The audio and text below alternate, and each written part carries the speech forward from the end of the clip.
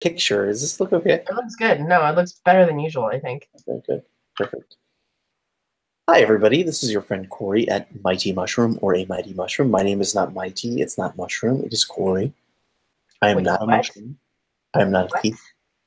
This is Kayla from Hazel Hearts Vintage. She does the I'm show not Hazel all either. the time. I think she's like now, let's just make her my official co-host of the show. I need like a hat and like a badge that says that, or like a I'm going to bring special like you, embroidered well, sweater. since we're both going to the eBay Open, I'm going to bring you a Mighty Mushroom t-shirt.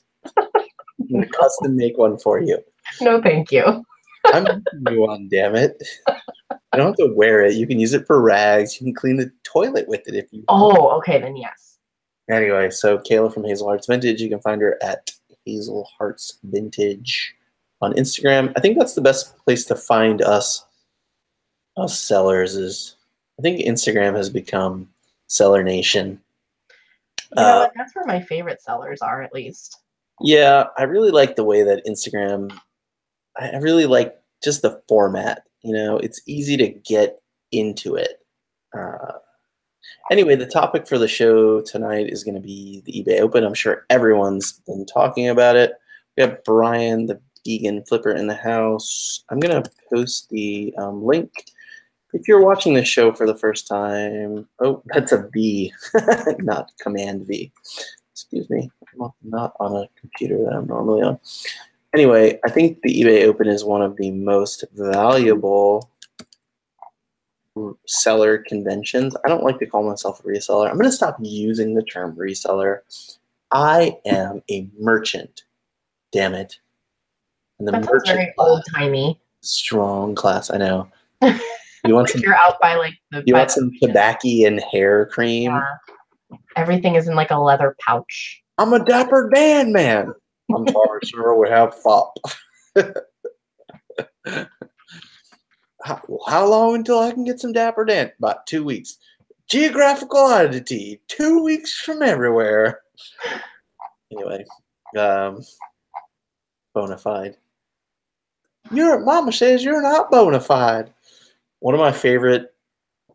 What got me kind of like more serious about being a merchant on the internet is Bonafide Hustler. I don't know the guy, but I think the content he produces is like real, actual, and honest, and I kind of like that. He kind of started the green room and this like kind of mentor kind of thing, and kind of attribute him as being one of the pioneers in that space. So I like that guy. I don't know him, but I like the content he produces. Anyway, so eBay Open is coming to, what are the dates, Kayla? The 24th through the 26th. 24th through the 26th. So yeah. It's July 24th to 26th. That's a Tuesday through a Thursday. Tuesday through Thursday, and then the party is Thursday night. You don't want to miss the party. Last year, it was Bare Naked Ladies live, and it was an awesome show. There was an open bar for like 4 hours, and which was really awesome because everybody got wasted.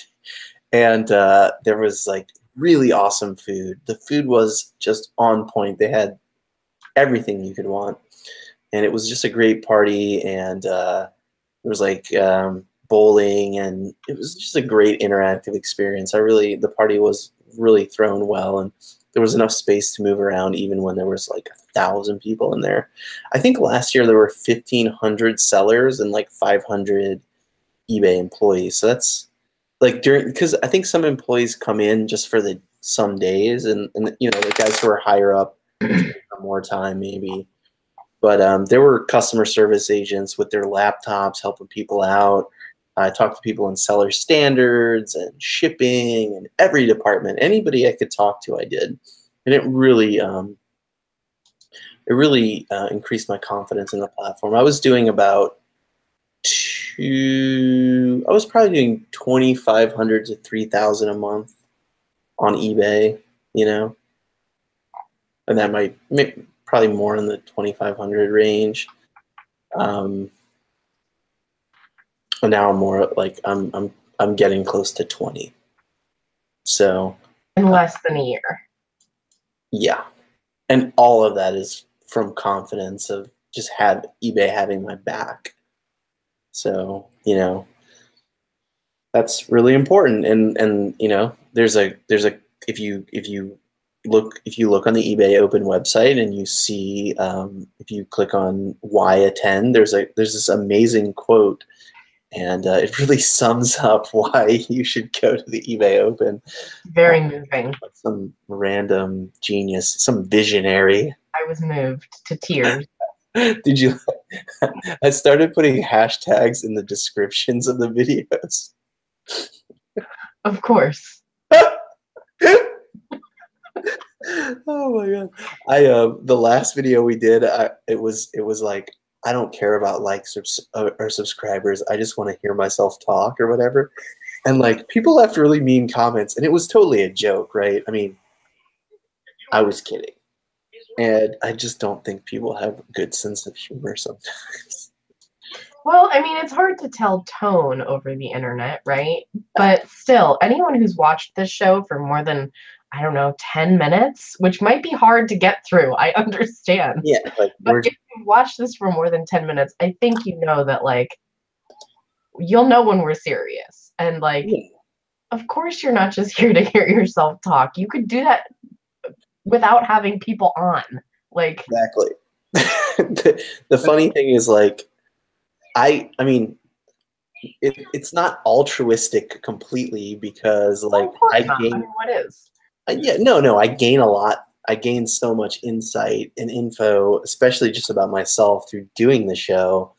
It's been so valuable to me, and you know, we don't have a big viewership, but I think that's like good for us, because we get to communicate, and like the even though I'm really bad at looking at the chat gets to communicate like kind of through you. I'm the proxy. I'm sorry if you're in the chat. I'm really, really sorry. I get engaged with everybody who's doing the show, and I'm listening, and in the chat's here. I'm looking at it, and my peripheral vision is bad. Brian, what's up, man? Hey, what's up? What's the skills? I don't know, man. I signed up for the Open because of you. Because of me? Well, I saw you guys go live earlier, and didn't even know it was announced yet. Yeah, well, they were supposed to announce it last week. Oh, yeah, I know. So I kind of gave up on it after they didn't. eBay, do a press release with like awesome influencers. Say, hi guys, you have maybe it's that they don't want it that way. Yeah, they might want to keep it. Last year it was like, sorry, Kayla. That's dumb. Like, some people said they haven't even received the email. I didn't get anything. I didn't get an email either. I only saw about it on Instagram. Somebody reposted to repost, but you know what? Like, let's get all the tickets on Instagram. Let's like rage. Fine by me. Let's get in there and modernize everything. I know you said they did 1,500 last year. How many tickets are they selling this year? No idea, dude. I don't even know. You know, I mean, I don't know who's in charge, and I'm sure, like, with the influence that the people that we have like connections to, I could reach out to somebody in the next. I wouldn't do it right now, but tomorrow, and say, hey, who's in charge of eBay Open? Like, who's in charge of the website? Who's in charge of this? Can I just ask them a few questions? I want to be able to do this at eBay Open. I want Kayla to like sit down at a table with a bunch of people who are interested and say, look, these are trends in vintage clothing. This is what I love. This is what I do. Sit down. Let's talk. And like, I would love Kayla to be able to do that. And like, I would love, you know, somebody else who has a specific experience, who isn't like they don't have millions of subscribers, but they work hard and they know the industry and they can bring that value. So I'd love to see like a little like mini pop-up series, and I'd love to talk to somebody about like building that, you know. And I would love to do one about like building value through uniqueness, and you know, like there's so many things that we can do for everybody to help.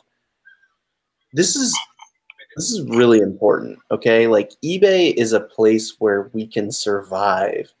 Amazon is not a place where we can survive in the long term. And if you don't have insight into that, I'm sorry. It seems like a great place to sell. It is right now, but it won't be forever. And eBay's been around for a long time, and it's been a great place to sell for a long time. So I think it's in all of our best interest to really get in there and figure out how to protect this platform as much as we possibly can. I mean, it's in our it's good for us. Now, we need them to innovate. We need them to spend money in certain ways, and we don't have any control over that. But dang, I think a lot of us, and I'm not talking about myself. I think there's some great ideas out there that could really change the way things are going. Like eBay is still growing, but other platforms are just growing so much faster. So. Yeah, that was very tangential. I'm sorry. I wish there was more collaboration. I wish they would have said, hey, guys who know people, we're launching. Let's do it together as a team. Like, here's a team of people who we tell, and here's a team of people who make the announcement. These are like official press releases. Like, they're bona fide. Like, hi, let's partner up. Let's make it happen. And I feel like they're not doing that. And I know it's hard. Like when you partner with somebody, their reputation it goes with you. So you have to be very picky. Yeah, Somebody said they saw it on the Rockstar Flipper's Instagram. Yeah, I know that he kind of puts a lot of stuff out there. I'm very suspicious of that guy. It was very kind of you to say it like that. What? I know he puts a lot of stuff out there. Yeah, he puts a lot of stuff out there. What else could I say? I also said I'm very suspicious of that guy. Well, yeah. Anyway, I've gotten some good content from him, but I'm the same way. Like I don't take everything he says verbatim. I mean, I talk a lot of bullshit. Okay, like it's go back and watch videos. Like I have nothing nice to say, and I'm not going to say anything. Speaking of eBay having to be careful of who they deal with. Yeah, exactly. There's some people who have very, very interesting business practices and backgrounds. Well, and I think that it's true that, eBay does need to be careful about, Definitely need to be they can't just go into business with everybody who... They don't need to go into business, though, but, like they should see, they should be able to say, wow, these stores are amazing, and they're amazing for these reasons, and they bring value for these reasons. Let's get these sellers to, provide value back to the community if they want. Like, hey, we're going to pay... Kayla, we want you to do an hour presentation. We're going to pay for your ticket. We're going to curate it with you. We need to approve it. So let's work together. And, if you can provide, the proof that you're going to do it, we'll pay for your ticket or whatever. Or after, we'll reimburse you for it or whatever. Mm-hmm. There are creative ways, but that's one thing I saw that was lacking last year. And I think we can just break that down and say, you know what? Is that table available? Yeah, that table's available. Awesome. We're doing a pop-up in 10 minutes about vintage clothing. You guys ready? Let's do it. That's what I think I want. That is a great idea. It doesn't even need to be, in my opinion, something that's backed by eBay, but at least it can be something that is available if someone wants to take it. Yeah, there's this is the umbrella table.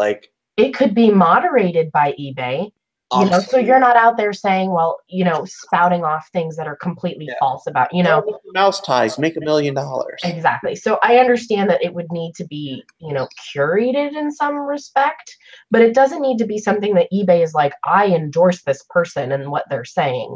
Just making sure that they're not saying anything. A lot of partners, and they don't endorse everything everybody's saying, and they don't really need to. But when they take, so results are everything. If they look at your store and see what you do, how you do it, how you curate, it's like, we want you to talk about curating and sourcing. Mm-hmm. Specifically about vintage, about what you know about. here, and it could be like a panel discussion where they're like, Kayla, in an hour, you're sitting down at the table. Here's a piece of paper, fill it out, let's go. These are the questions we're gonna ask, you know? Yeah. Like, and then I think having like the audience be able to say, you know, let's say there's 5 people or 10 people sitting there and they can ask you questions. And when people ask you questions, when they get to ask questions and they're valuable, it helps you because when you formulate answers to reasonable questions, it makes you question, if you're being honest with yourself, it makes you question your processes and how you do things. And that's really good. Like, we should always be questioning how we do things and if they're the best way. Absolutely. So I think we're gonna do some. I think we're gonna figure out how to. I think we're gonna figure out how to dig under the skin a little bit because there's gonna be a lot of us. I mean, everyone's like, I registered, and last year nobody knew and nobody went. Yeah. You know, it was like groups that had some knowledge, but there wasn't the innovative mindset that people that I know in this space have. And I think we're going to create a space for that this year. And if you look, let's go to the website and just I'm going to screen share, and we're going to look at the eBay Open website. Is that okay? Yeah, let's do it. Because let's see what claims they're making. Did somebody pop in? What's that background sound? Is Brian listening to something else? Yeah, it probably is me, honestly. Turn that shit off. I heard it too, and I was like, "Who's talking?" Okay, so I'm gonna refresh this so you guys. I love the flash animation is really good.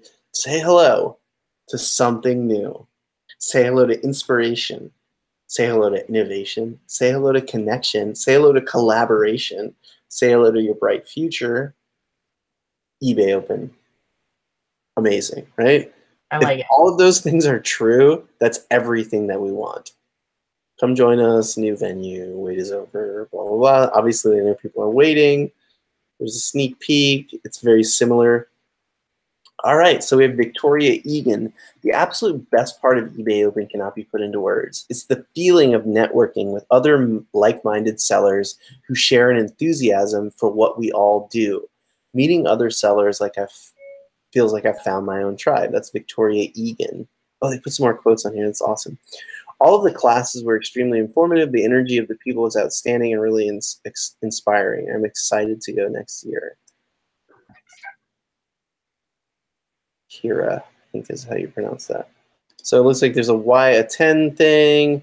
Make meaningful connections with eBay experts and employees, knowledgeable business owners in diverse fields, and like-minded entrepreneurs to kick-start relationships you'll keep for years to come. All the rock stars. I wish they wouldn't use that. I think rock star is like one word or something. All the rock stars of the seller community will be there. That is definitely true. And then Corey says, confidence in the platform drives seller growth. This event drives seller confidence. So innovate for success, explore the technologies and trends that will push your business further in eye-opening general sessions and customer care meetings, panels, workshops, designed to give you personalized insights. Your future just got a little brighter. I think that's true. My experience with eBay Open was amazing. Like, if I missed it last year, I would not be sitting here right now. That is just the honest truth. And I'm not saying everybody's going to gain that experience, but if you go out there and you're looking to find it, you will. I mean, this is like spark inspiration, a bigger, better venue. The venue last year was awesome. So I don't think they needed a better venue. I've been to conventions at Mandalay Bay, and it's amazing.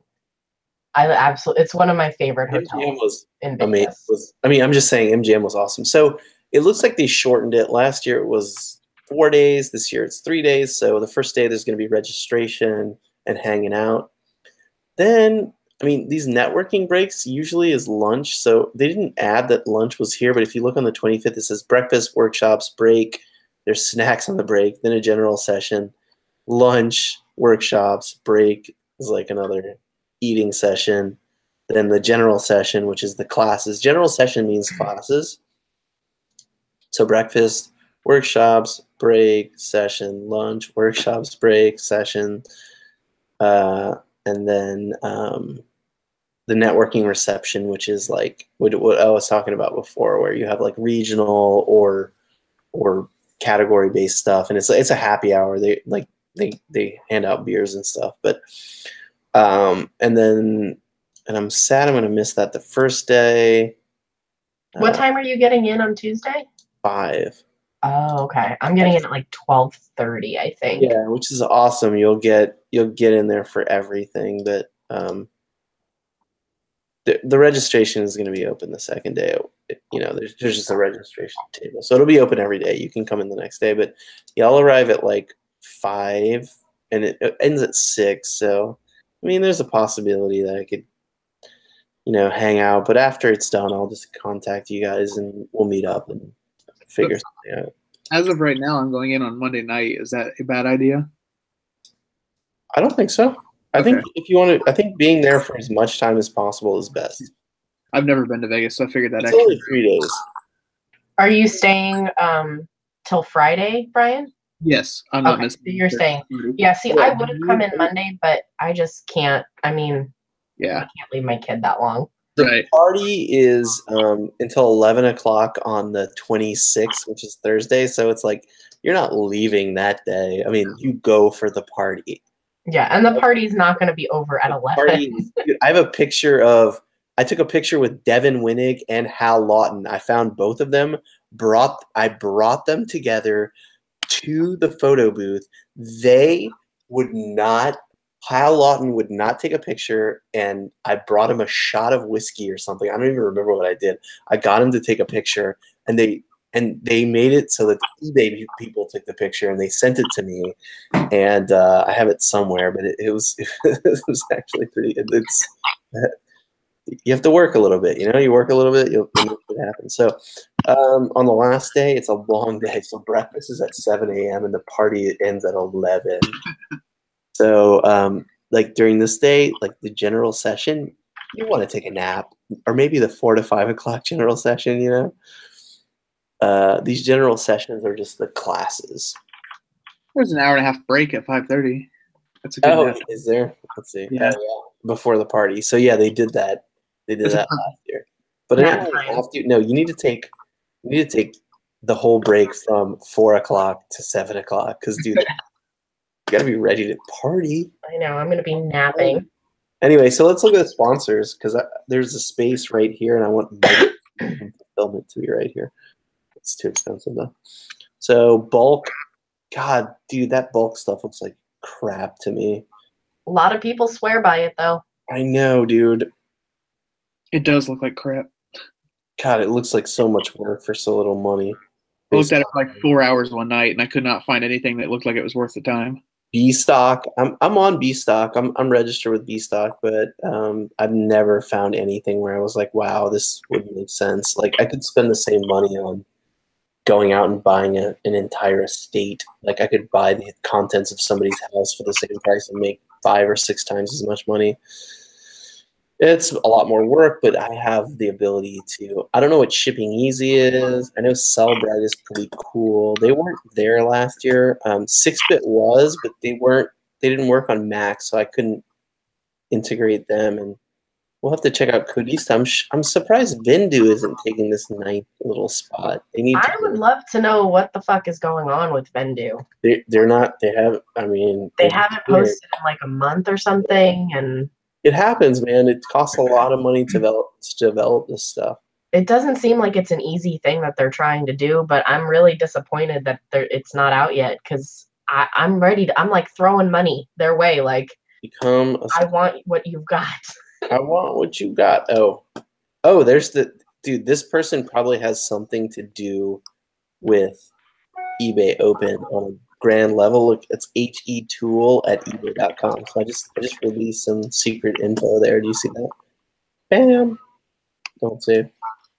Let's see. The mass flipper is here. Let's see who's chilling in the chat really quick. And see what's happening. What's up? I thought that was Kayla's job. I'm already on it. Well, I want to do it because I saw the mask flipper in there, and sometimes I have this weird. Okay, mask flipper is here. He's saying hello because we thought he was kind of a troll at first, but I don't think he's a troll. I think No, he's not a troll. Okay, and then we have Melissa and Stephanie. Stephanie sent me an order.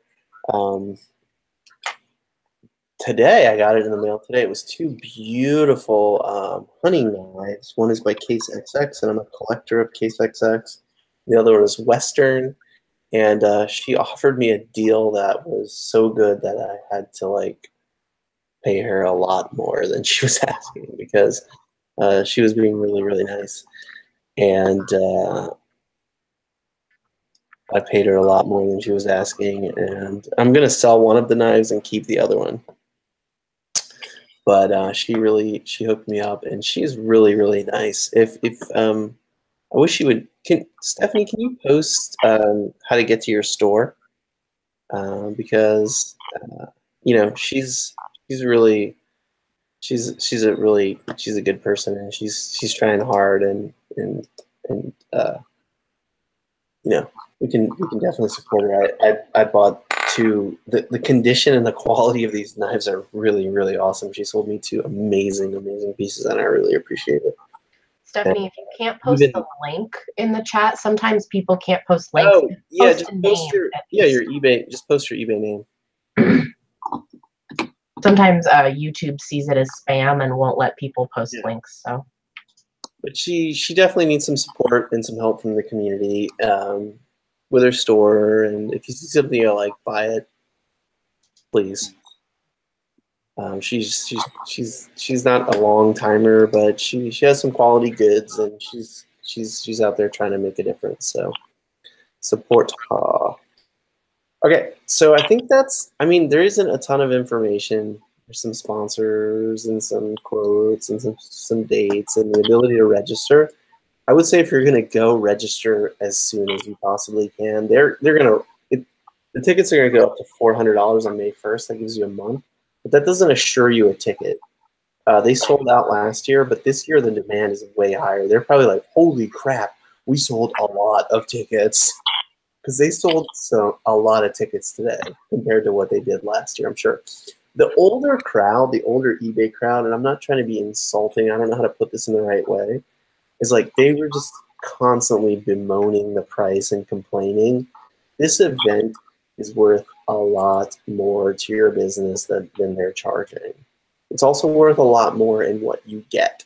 So I know the hotel is the limiting factor, but figure out how to make it work.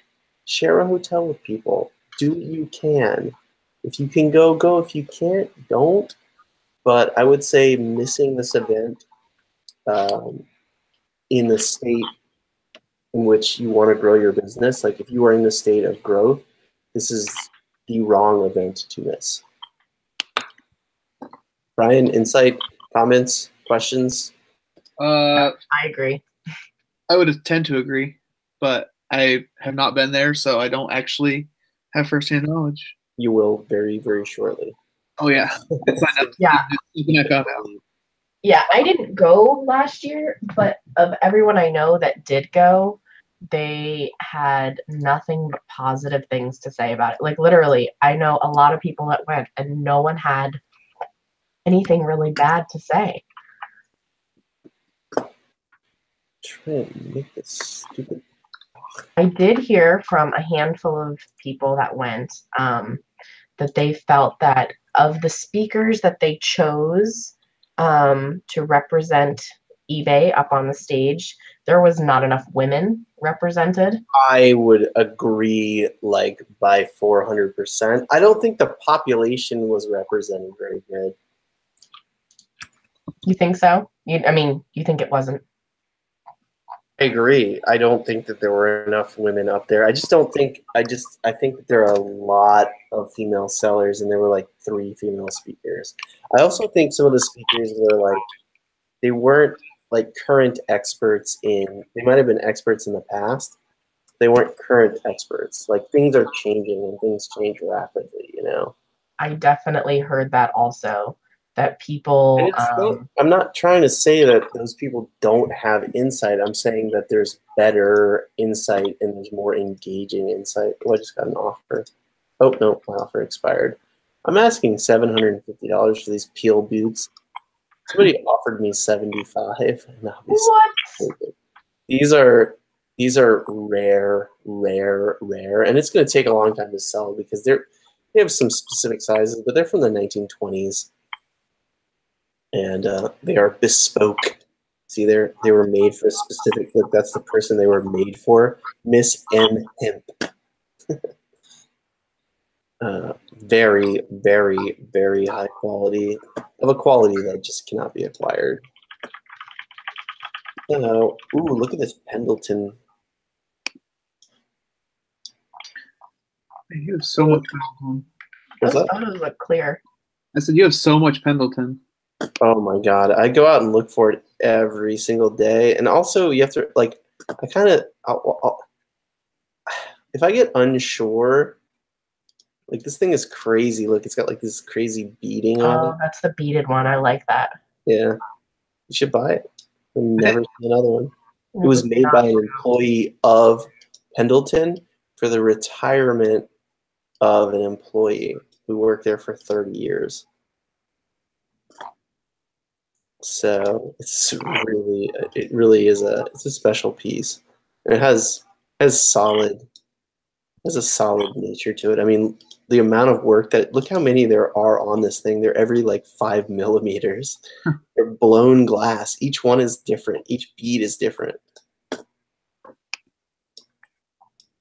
So the guy whose house this stuff came out of, he was like apparently just like a really like awesome and giving dude, and he helped a lot of people. So people like made stuff for him, and you know, Pendleton like made him like a special stuff, is that he just helped people all the time, and it's like that's really cool. It's really cool to be able to provide this stuff back to the people who probably want it, you know.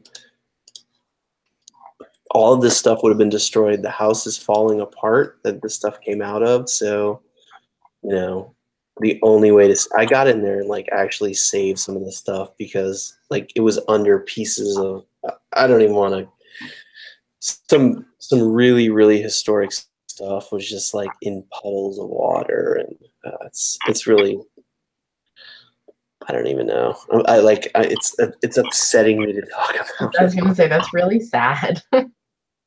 I mean, some of this stuff is just like, Kayla, did Corey go back to that? No, they haven't had the second sale yet on that house, but they will. They will. I like how Melissa Francis is like talking to you. Well, you just happened to catch that one. I know, I'm trying. I am trying to be better about the chat, but you have to remember, like, I am working. Yeah, I'm working. Well, I'm working, but I have 2 monitors, so that's my. I don't have 2 monitors, and let's see. I have some stuff here. I just don't know what it's worth. Just came in a lot of electronics. $10 million. $1 million. This is a Pro Switch safe. Probably on average about $43. Don't you hate when eBay gives you the recommendation of what something's worth? I don't hate it, but I think it's so wrong and stupid because it doesn't. You have to find one that's accurate. They need to do away with it. I don't think I've ever seen a price that I was like, oh, that's about right. Yeah. I think they base it on the category you put it in, not what it is. I don't even know where they get that number from because it's so wrong sometimes. It's just like, oh, brand new Gucci shoes, $6.99. Yeah, they're like, you should list those at $7.99 at auction. They'll sell that. No. Do it at auction starting at 99 cents. No, fuck yourself.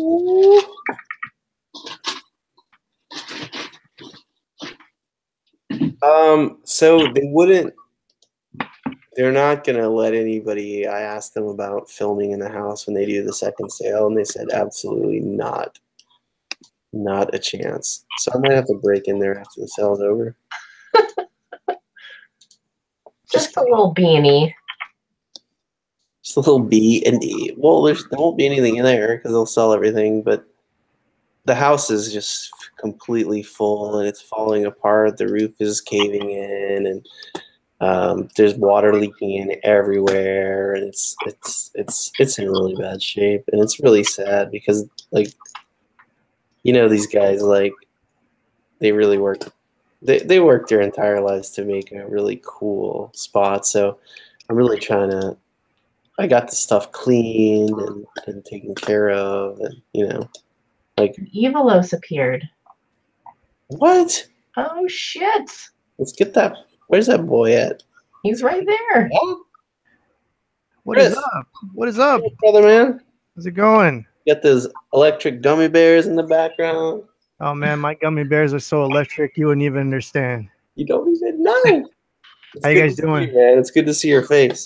Yeah, dude, life's been crazy, dude. Life is life sometimes, man. Life is life, and that's right. What's going down? I'm off today, so I thought I saw you guys. I was working on crunching some numbers and doing some back end work for the business, and I thought like I'd jump in since I saw you guys that were on. Yeah, man, it's good to see your smiling face, man. I miss you. Yeah, dude. Yeah. Are you gonna start with the Saturday thing again, or are you just done with it? That's over, dude. You can take that over now, man. I don't want to take it over. I want you to do it.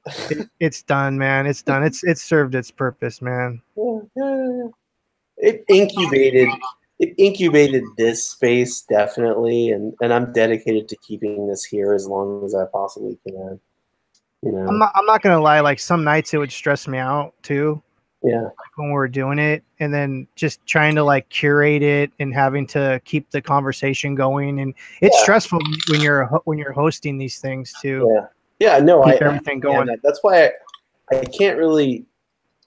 I'm not a good host, but I feel like the space is necessary, you know. So it's like that. I don't know. It's different. It's not. You're not going to find this kind of stuff on YouTube. That's the thing too. Yeah. Hi, Kayla. Hi, Brian. How are you guys? Okay. Have you been good busy or bad busy? Good busy. Good. Yeah. I saw those pumpkins. Tell me about those customs that you're doing. Oh, thanks. Yeah. See, you guys don't know that side of me, like the Evolo side of me. I've been doing like custom artwork for like, I don't know, like 10 years, like painting toys and things like that. And I've done like amiibos, Funkos, Vinylmation. I've painted like action figures. I used to do a lot of that stuff before. Like my life goes in cycles, and so I'm back into that cycle where I'm doing art and stuff like that. But yeah, I almost had a gig with Toys R Us one time, really? doing official customs for them. And I don't think I've ever told that story before, but like, do you guys know what amiibos are? They're like those Nintendo figures. Yeah. Describe to us what amiibos are and why people like them. Okay, so they're like little action figures. Well, they're not really action figures. They're little figures, and they have a near field chip in them, and you could put them on your Nintendo Wii or your Nintendo, I think what's out now, Switch. Mm-hmm. And you set them on the little controller, and it tells like the game, like, oh, you have a figure, and it does something special in the game. It's like almost having like a special power, but it's built inside of the little figure. But Nintendo totally screwed that whole thing up, and they weren't really that fun, and people just basically collected the figures. And then there was a secondary market like 3 or 4 years ago that was huge, and that brought in 1 million people into the space. And so the story with that was Toys R Us approached me to do custom work for them because I was repainting these things and they were getting traction on the internet. And so Toys R Us reached out to me. We had meetings and all that stuff, and everything was going to go through. I mean, my work was in the warehouse and everything ready to go. They had SKU numbers in their systems and everything. And then Nintendo told them that they didn't have permission to use their properties for that kind of thing. And I got shut down like on a weekend. It was very sad. Yeah. It literally, like, imagine like running a race, seeing the finish line, like one step and you're over the finish line, and then imagine someone like punching you in the face. and then you knock out forever. Like that's what it was with that whole situation. It was sad. I cried, dude. Like that Sure. was it was I mean, bad. Like that- I was that whole that was a serious opportunity to like make a difference in your life. Yes, that was probably the hardest thing because we spent like almost a year going back and forth with what we wanted to do, how we wanted to do it, how we were going to approach it, what figures they wanted to be done. And there was 4 figures, I think, that we did. And like I said, the stuff was in the warehouse already. The thing was already up on the internet. They had the thing ready to go on ToysRUs.com that Friday night. And they told me that Friday, like, sorry, dude, like Nintendo reached out to us and pulled the plug on the whole thing. It was actually really sad. Fuck. That is really. If you Google Evolos Toys R Us, you'll see like tons of blog posts and like it started a whole bunch of shit on the internet because there was your people that were like, oh my God, I can't believe like a custom artist is going to do official work for Toys R Us. And then there was the assholes that were like, oh my God, I can't believe like, you know, this nobody guy's going to do work for Toys R Us. Oh, there was yeah. that whole dynamic. That's the status quo. You got it turned a lot of my good friends on me too because of, I don't know if they were jealous or whatever, but a lot of people turned on me at that point too. Oh my God, yeah, dude, I can tell you so much stories about like that whole time in my life. About when people are doing awesome stuff, it like makes me so right happy. I mean, that's a normal reaction. I mean, it's a human nature to be envious towards other people. We see that every day, like, please. But what I'm saying is once you evolve in your mindset, you understand like watching other people succeed is really what it's all about. Absolutely. And like that's another thing with the resellers. Like I see all these people with their damn shit, dude, and like, you know, there's this whole thing about women, like, you know, like, oh my God, like these women are taking over. But for me as a man, I'm so secure in my masculinity that I love to freaking see women succeed. Like I love that shit. Yeah, man. I have a huge like I associate with mostly I mean, I haven't forced it or anything. It just seems like that's like they seem to be the most like optimistic and aligned. Like honestly, like most of my compatriots are female in the reselling game. It's a different dynamic with men and women. You know what I mean? We all bring our baggage to the table, but we also bring all of our strengths to the table. You got to find that, you know, that equilibrium there for everything to succeed. You know? I haven't really I haven't really seen it that way until you just mentioned it like that. But when I really think about it, most of the people who I work with in the reselling space are female. And I think it's just because I feel like there's a different level of like respect maybe or something like that. I don't know. Well, I think that there are a lot of women in this business, and I think part of that is because women tend to be the ones who are stay-at-home parents. Yeah. And so what do stay-at-home parents look for? Something else to do. Like that's what got me started with this is I was staying home with Hazel and I was like, I'm going to go crazy if I don't have something outside of this. Yeah.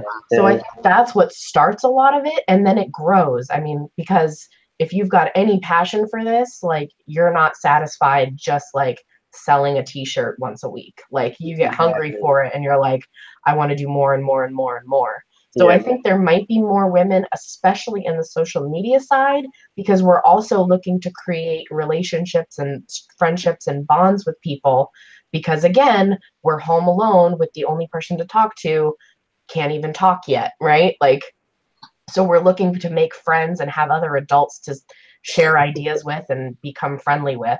So I think there is a lot of women in the business. And a lot of the men maybe aren't as active on the social media side because they may have outside things that they're doing to, you know, make friends and have other people to talk to. Right. No, that's a good point. It is a good point. I don't know.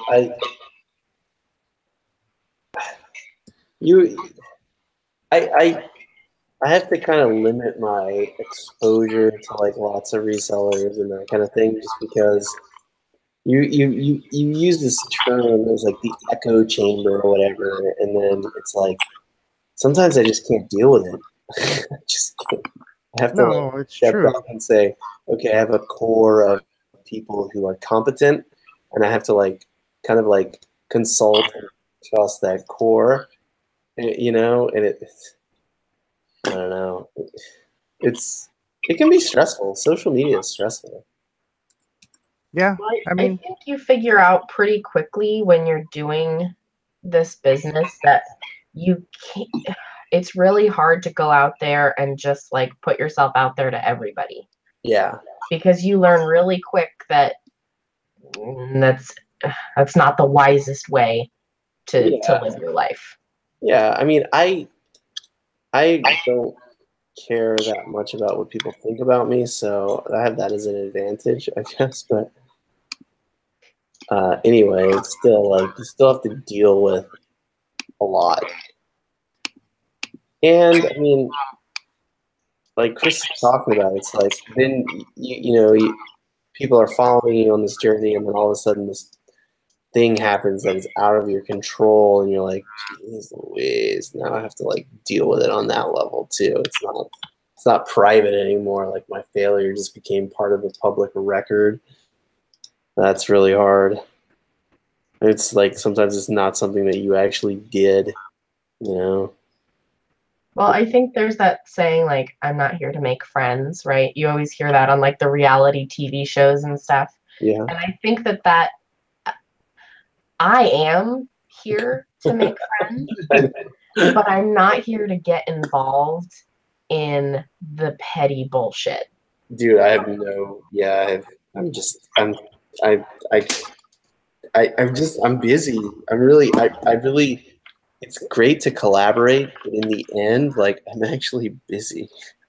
But I think a lot of times there's like this crossover and like it gets woven together that you can't, it's hard for some people to separate it.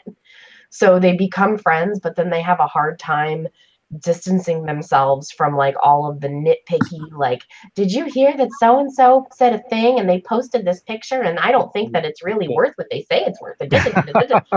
And I need to call them out because this is the internet and I can't be wrong on the internet. Or And like people are like, it's hard to get away where from. people are like, I'm going to expose somebody because they sold a pair. They say they sold a pair of shoes for 40 that sells for 20. It's like, how do you even have the time? exactly. You must not be doing anything because you do not have the time. Like for me, like I spend my time like focused on things that make. I'm not perfect. Nobody's perfect. I mean, I might not even be that good. I think I'm good at certain things, but I have to think I'm good. Otherwise, I would have quit a long time ago. You know, you have to temper that. You have to have some kind of like pride and. Oh yeah, Rockstar Flipper shit. He's the sheriff of the internet. Oh yeah. That guy's face makes me want to vomit. Oh my god, I totally had this game growing up. Yeah. What is Holy it? shit. Which one is it? Oh, barely saw a Sega, right? Where it's a mummy who throws his head as a weapon. That game was so much fun. Oh my god, that just brought me back to being like 6 years old. That looks like a rare one. How much is that worth? I have no idea, but it's all complete. I've never even seen that before. Yeah, I mean, if I haven't seen it before, I usually pick it up. I don't really look at what it sells for, but I'm sure it will be disappointing because Genesis is definitely not the best collector class. This is a really no. There is some gems though in the Sega Genesis library. It's like a $20 game with the box though. Yeah, is that what you think? Yeah, that's about what they're going. It looks like 20 to 30 if it's got the pamphlet thingy. I'm gonna list it for 19. Because I like to give deals to my customers. So Corey, your guy, like he'll take all these photos and then you go in and then just kind of modify them and stuff.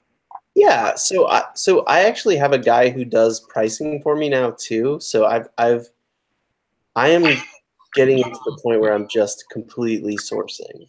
So these drafts were made by one guy, and then I have another guy who is doing. Yeah, I'm teaching him. So when I go to like eBay Open, he's gonna run the company for a week. Not the finances, obviously. He's not gonna be doing any buying. But he's gonna be doing all the shipping, so I can I don't have a gap. gonna do all the shipping. He's gonna make sure things get listed. You know, he's gonna do all that kind of stuff. Oh, that's cool. Yeah, so I need an employee to grow this business. Right now, like I'm on target to get to. I think by the end of this year, I'll do, and it's a conservative number. I think I'll do like 250,000 in sales on eBay. Oh, nice. And in order to get there, there's expenses of like, you have to pay to play. Like, yeah, I need people to help me.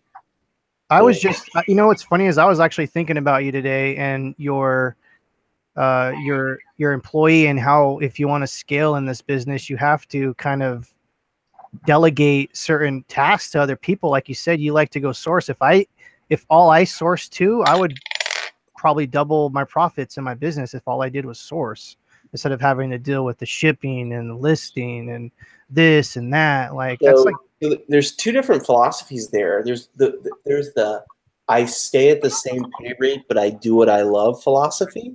Okay.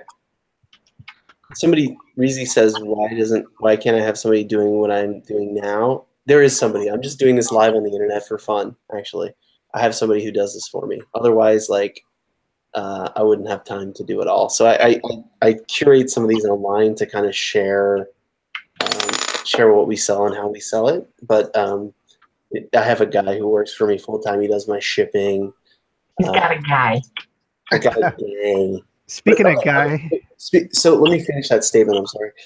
So there's two philosophies. Like, one, I grow my business so that my pay stays the same, but I only do the things that I want, right? Which is a great philosophy. And the second one is, I'm just trying to join this chat. Yeah, but they did it the wrong way. Yep, I don't know how they're doing that. But if you want me to send you an invite, let me know. Send me a message on Instagram or something. Or if you want me to send an invite and I have your email address, just put it in the chat. And the other thing is, like, I need manpower to grow. And I'm going to, invent, like, processes that are efficient so that I can do what I like and make more money. Right. I mean, that's scaling, right? Totally. Yeah, you're right. There's two philosophies. I could say, I don't want to work anymore. I just want to do the things that I want, and I'm going to grow my business so that I can do the things that I want. I'm not going to do any of the shit that I don't want to do, but I'm going to make the same amount of money. I wish I had the time to just source all the time, 24/7, because I love that. That's my favorite part, is like the treasure hunt. The treasure hunt is like the best part of this business. Guaranteed. Reezy's in the house. What's up, Reezy? Yeah, you guys are dead on with that. That's the first thing I tell everyone to do. Is your first step to hiring employees or whatever you should invest in is pay someone to process orders for you. I mean, not even to list stuff, but just to process orders and then eventually to list. But for sure, if you could focus on just sourcing, you can easily double your income.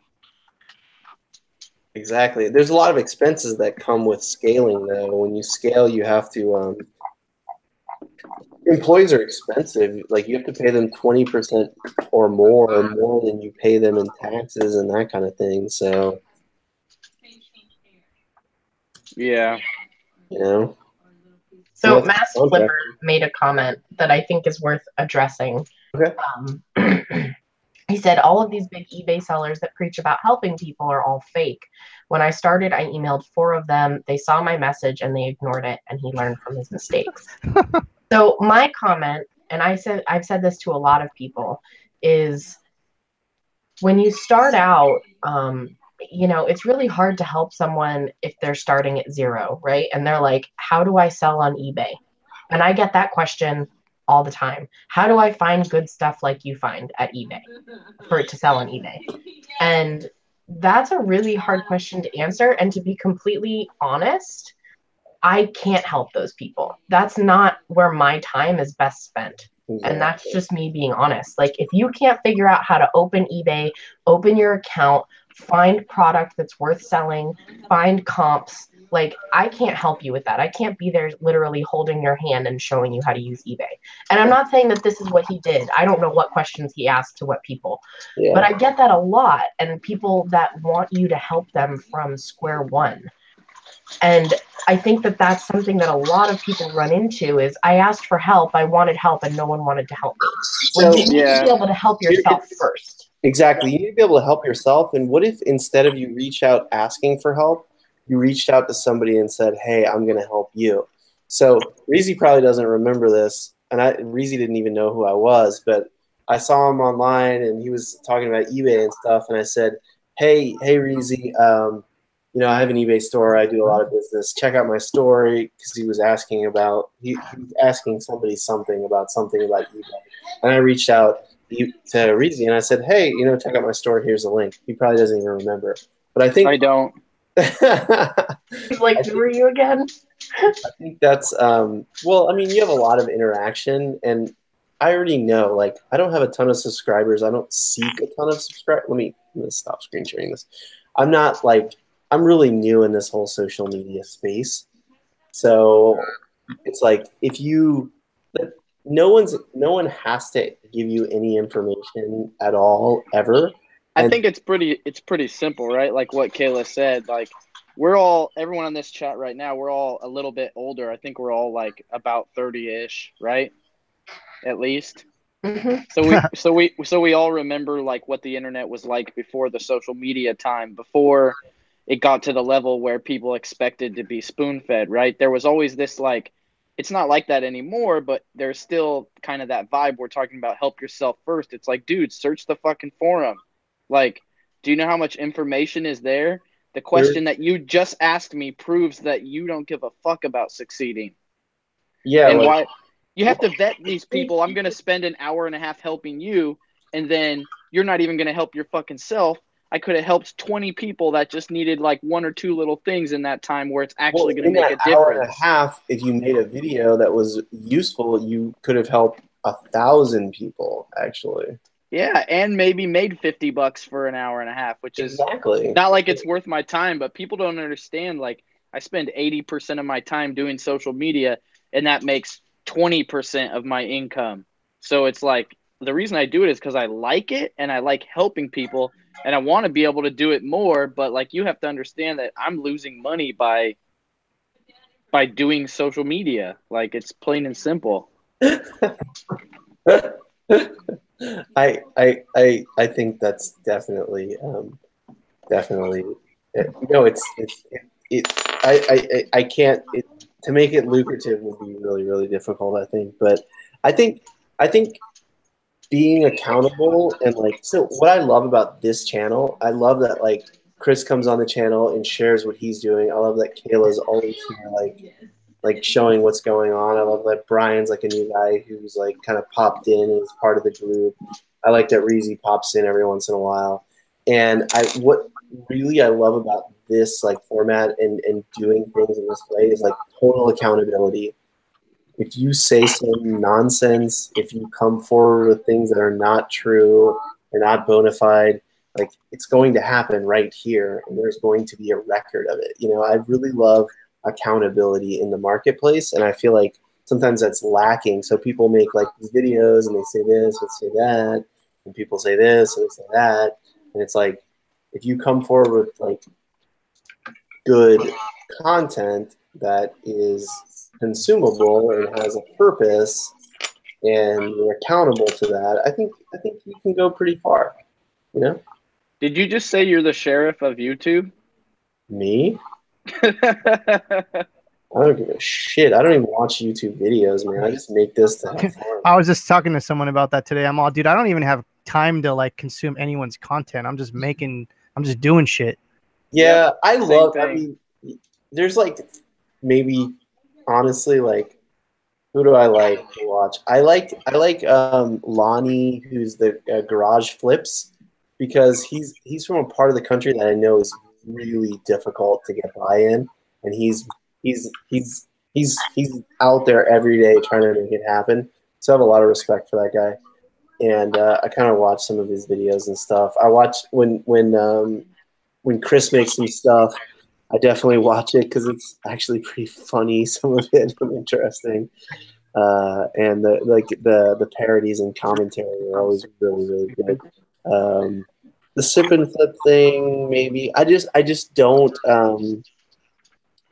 I just honestly, my business is like doing really really well, and it requires a lot 5 of hours attention, ago. so it's hard for me to consume. I mean, if somebody new came along, I just wouldn't know who they were. Yeah, you get to a certain level where like you have to like definitely check out what you're doing with your time. You have to figure out what's working for you. And like for me, like lately, I just don't have time to consume any content. It's just, you know, like everyone else here, it's the hustle. You know, it's just the everyday thing, and it's hard to like. Time's just a huge factor. We don't have the time we used to have anymore. Like I wish I can go back to being 16 and playing video games all day and hanging out with my friends and skateboarding and all that shit. That's just, those days are long gone, man. Absolutely. Well, the reason I can do this, I feel like I can justify like doing this space is because I can get something done while I'm doing it. Also, gaining the insight of like communicating with all of you guys is to me really valuable. So I don't know. I don't know if I don't know anything about how to. I didn't come to. So I mean, a huge part of eBay opened up and all that stuff, and really one of the main reasons I'm here is because like last year when I went to by myself to eBay Open, and like nobody knew who I was, and it was really hard to make connections. I was like, I don't want to do that again. Like, I'm going to start working the next day so that when I show up next year, like, people will know me and I'll be around, you know? Like, I at least have some awareness in the space. So, because I'm really about networking and community and that kind of thing. So, it was tough last year. But, I mean, I did well, but I feel like this year is just going to be crazy. It's the only convention eBay really does. Yeah. They're going to be like, hey, you're the weird guy who names their videos butt. I hope so. That's why I named them butt. You're the guy with the crazy eyes. What do you like? I don't have crazy eyes. I just have normal eyes. I'm putting on sunglasses. That's what someone with crazy eyes would say. Yes. Somebody with purple hair would say to a guy with You guys crazy are the eyes. worst. What? Here's some crazy eyes for you, Reese. Oh, dude, that's the best. Have you seen that listing on This is my favorite picture ever. That needs to be like an album cover. That is on Right? that's on one of my listings. That's the entire reason I bought the hat. That was your listing? That was your photo in your listing? It's the last photo, so you have to like scroll. Oh my god, that is gold, dude. So profesh. Dude, those are Some sick people- hats. Those some are people- hype beasts. Don't some people do that? They like make their listings funny in a way like that. I have haikus. Like I have a $10,000 Nike jacket on eBay, and there's a haiku in there, and you get the haiku for buying. You know, the haiku is what you're buying. You get the jacket for free.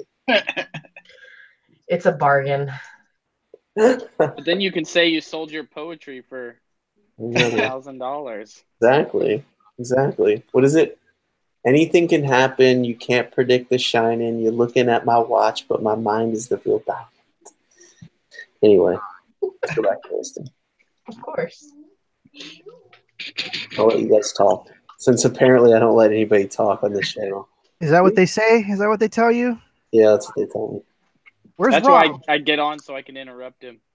Oh, I see. Where's Where's our- is Rob? Yeah, where's our New Jersey friend? Hey, yo! Hey, What's up? Guy, Corey, I I gotta ask you a question. got a question for you. Reezy, what's new, man? What's new in Reezy land? Can you guys hear me? Yeah. You're a little quiet, Yeah, but you're a little low, man. I don't know what's happening. Well, I'm only 5'3", so Are you serious? Only 5'3"? yes, sir. I wish I was a little bit taller. I wish I was a baller. I wish Corey, I had Skype bump VOP. I would call bump his audio up a little bit if you have that tool. Oh yeah, let me do that. You're right. Let me see if I can do that. See, this is why Chris is a good host. I'm all like the OCD technical guy. Check 1 2. There we go. That's better. Check. That's bad. Check. Wait a minute. Nope, it's still quiet. You are a little quiet, but you're louder now. It's better. Good. So what's been going on, man? What's new? I just posted a YouTube video. I don't know if any of you guys have alerts on. You would have saw it. Yeah, you don't. So We just said we don't consume anyone's content. Yeah. No, I don't care. Subtle as a hammer. I don't watch people's content either. Yeah, right. But how do you have time to? No, zero Exactly. time. The only thing I do is listen to stuff in the car, and now it'll be podcasts. But Right, that's now, true. I'm listening to Tony Robbins in the car, so don't. Isn't even he get to listen great? to the podcast. No, he's the best. Did you see his Netflix documentary?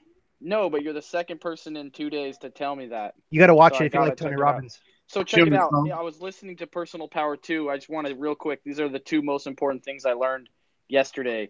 Okay. In Personal Power 2, Tony Robbins says he's talking about a book he read that talks about something Babylon about money. I'm sure some of you guys might have read it. But he talks about 3 things you should do with money. But one of them is you should give away 10% of your money, like to charity or whatever, like basically how religious people donate to the church or whatever you're going to do with it, right? And I've always been of the mentality like, fuck that, that's a scam. I grew up like atheist or whatever, and also just like I worked hard for that money. Why the hell would I give it away? They can get their own, like. But he said that he thinks that when you give money away regularly, you're conditioning your brain to believe that there is an abundance of money, enough for you to give some away. Absolutely, So I believe that. I believe it too. I do it, actually. It's part of my life. And 10% so of all my sales are donated to charity. that's What's awesome. I said 10% of all my eBay sales are donated to charity. That's tight. That's I awesome. respect that. Yeah. So going forward, I think I would. Is it like just through eBay, or do you have control over it? You can do it through eBay. You can pick who you want to do it through eBay. Yeah, Yeah, I'd do just that, walk but I in. think I would rather donate the money like locally to like local things that I know are hurting, like Totally around the can. corner. You totally can. Mine's a local charity. You can pick which charity. Like you Oh, can. so like charities can sign up on eBay to be on Yeah. that list. Yeah, yeah. Okay, that's General pretty cool. and So basic you could tell. understanding. So Oops. basically, like when your schools ask you to donate money, you could like tell your school, your children's school, to get like involved with the eBay program. And Yeah, then they you just could have probably some pick them on that. Yeah, they just have to fill out some paperwork to be on their list. Exactly, that's cool. So then the other thing that I learned was he was talking about Buddha, and he was saying that Buddha was known to respond to hatred with kindness and wisdom.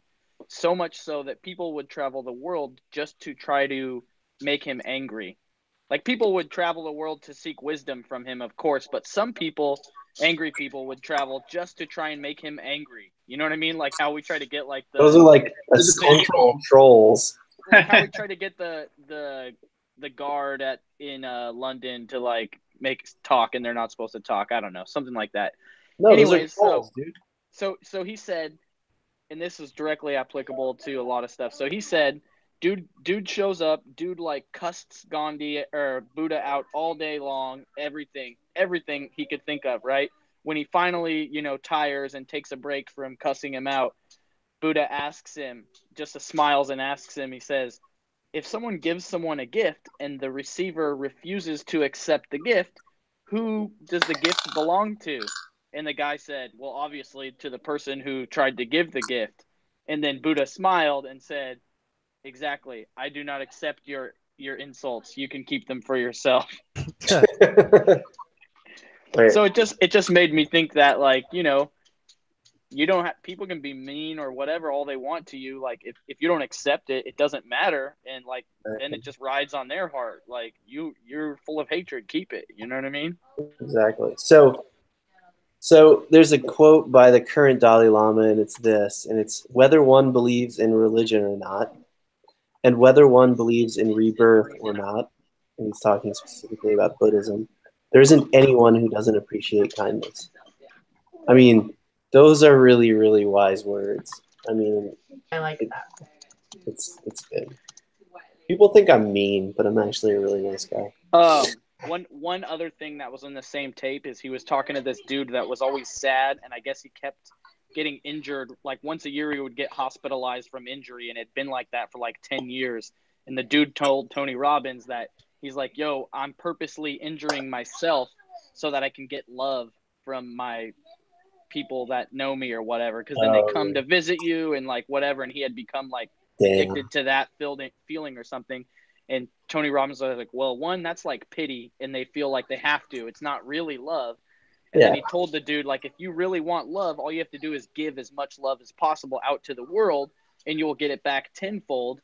And then Tony Robbins asked him this, and this is the part that I think is important. He said, if you're giving love to people, what feeling do you think you experience when you're giving love?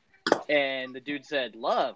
And then Tony Robbins said, wait, so you're telling me you can get what you want just by giving other people love? And they're like, whoa.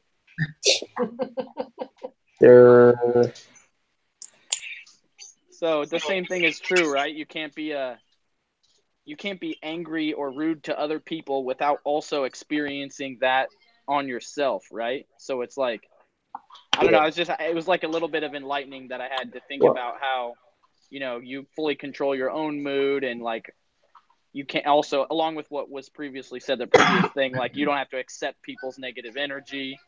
And then like, yeah, you're, you know, if you're going to be a dick, you feel like a dick. Like, it's not a great thing. Yeah, that's the troll thing. Like, the more dicky you are, the more dicky you become. I just want to take a second and say hi, Adrian, who joined the chat, and she's been sitting here so quiet, just waiting to join us. I'm sorry, I'm not looking at the screen because I am... Not looking at the screen, not looking at the chat. I'm listing some drafts, and I'm not even screen sharing. Hi, Adrian. Hi, how are you? Great. I'm just hanging out with a bunch of crazy resellers. No, we are merchants. Corey's the merchant. We're not allowed to say reseller anymore. Reseller is not a good term, because it's like it's already been sold. You're a reseller. No. I just call myself a middleman. I mean, everyone's a middleman. I'm a vintage clothing curator. Thank you very much. That's what I would call you. I'm Sanford. I'm Fred Sanford. Dude, merchant sounds like you're sailing the seas in the 1700s. That's what I said. That's what I want to be, though. I want to be like Marco Polo. I want like a blunderbuss. Hi, Adrian. How you doing? Hey, good. You guys are so much. Adrian wants a blunderbuss too. What? What is it? I didn't even see what it was. Dude, I'm selling stuff on eBay right now. What is that? Label maker. Yeah, but your screen is up for like 2 seconds at a time. Yeah, so I didn't touch it. The screen is up for 2 seconds at a time? What are you talking about? Anytime somebody else talks, your screen goes away and theirs comes up. No, it shouldn't. It's stuck on mine. It should be stuck on mine. It's not. Everyone look at me. That's basically the thing. Oh, well. Hey, Corey, those Patagonia jackets, those bomber jackets are freaking awesome, dude. Oh, the Pendleton. Pendleton, that's right. Yeah, those things are so cool. Goalies, dude. Right? So I know you don't watch YouTube, but we did a haul on my channel with Corey of all this Pendleton that he got, and it's pretty amazing. It's really, it's really cool. And I'm still putting it up for sale, so like you'll see some of it here in a second. Hey, I got my light box today, Corey. I didn't open it, but I got it. Why didn't you open it? You're not excited? You're not like a kid in Christmas when you get your light box? I had to crack that thing open and like make a listing. I'm not going to touch it till my employee's ready to learn how to use it. Yeah. Sad. You're going to learn how to use it with him? Yeah. Exactly. Why not? Should. I have a 17-year-old working for me right now, my daughter's friend. He's extremely smart. So I made one shipment to Amazon in front of him using Inventory Lab, which is the software we use.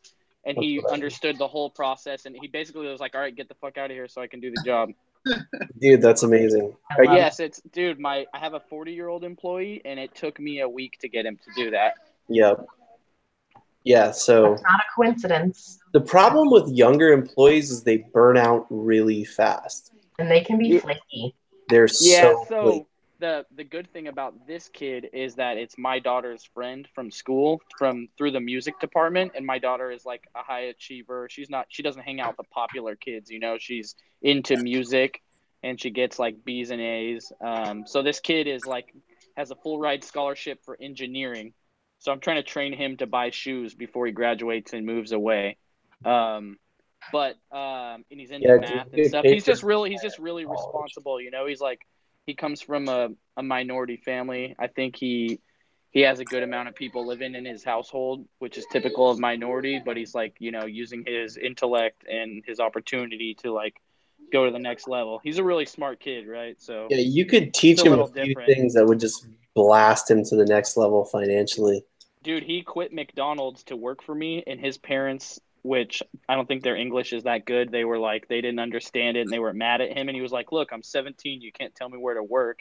And I'm learning things that will actually help me in the future, you know? Yeah. And I'm like, right now he's doing Amazon, and that's cool. But I'm more excited to teach him eBay because I know that's more applicable to the average person. I mean, you can do Amazon, but it's a rough ride until you get approved for much more categories, right? You have to sell like books and random stuff.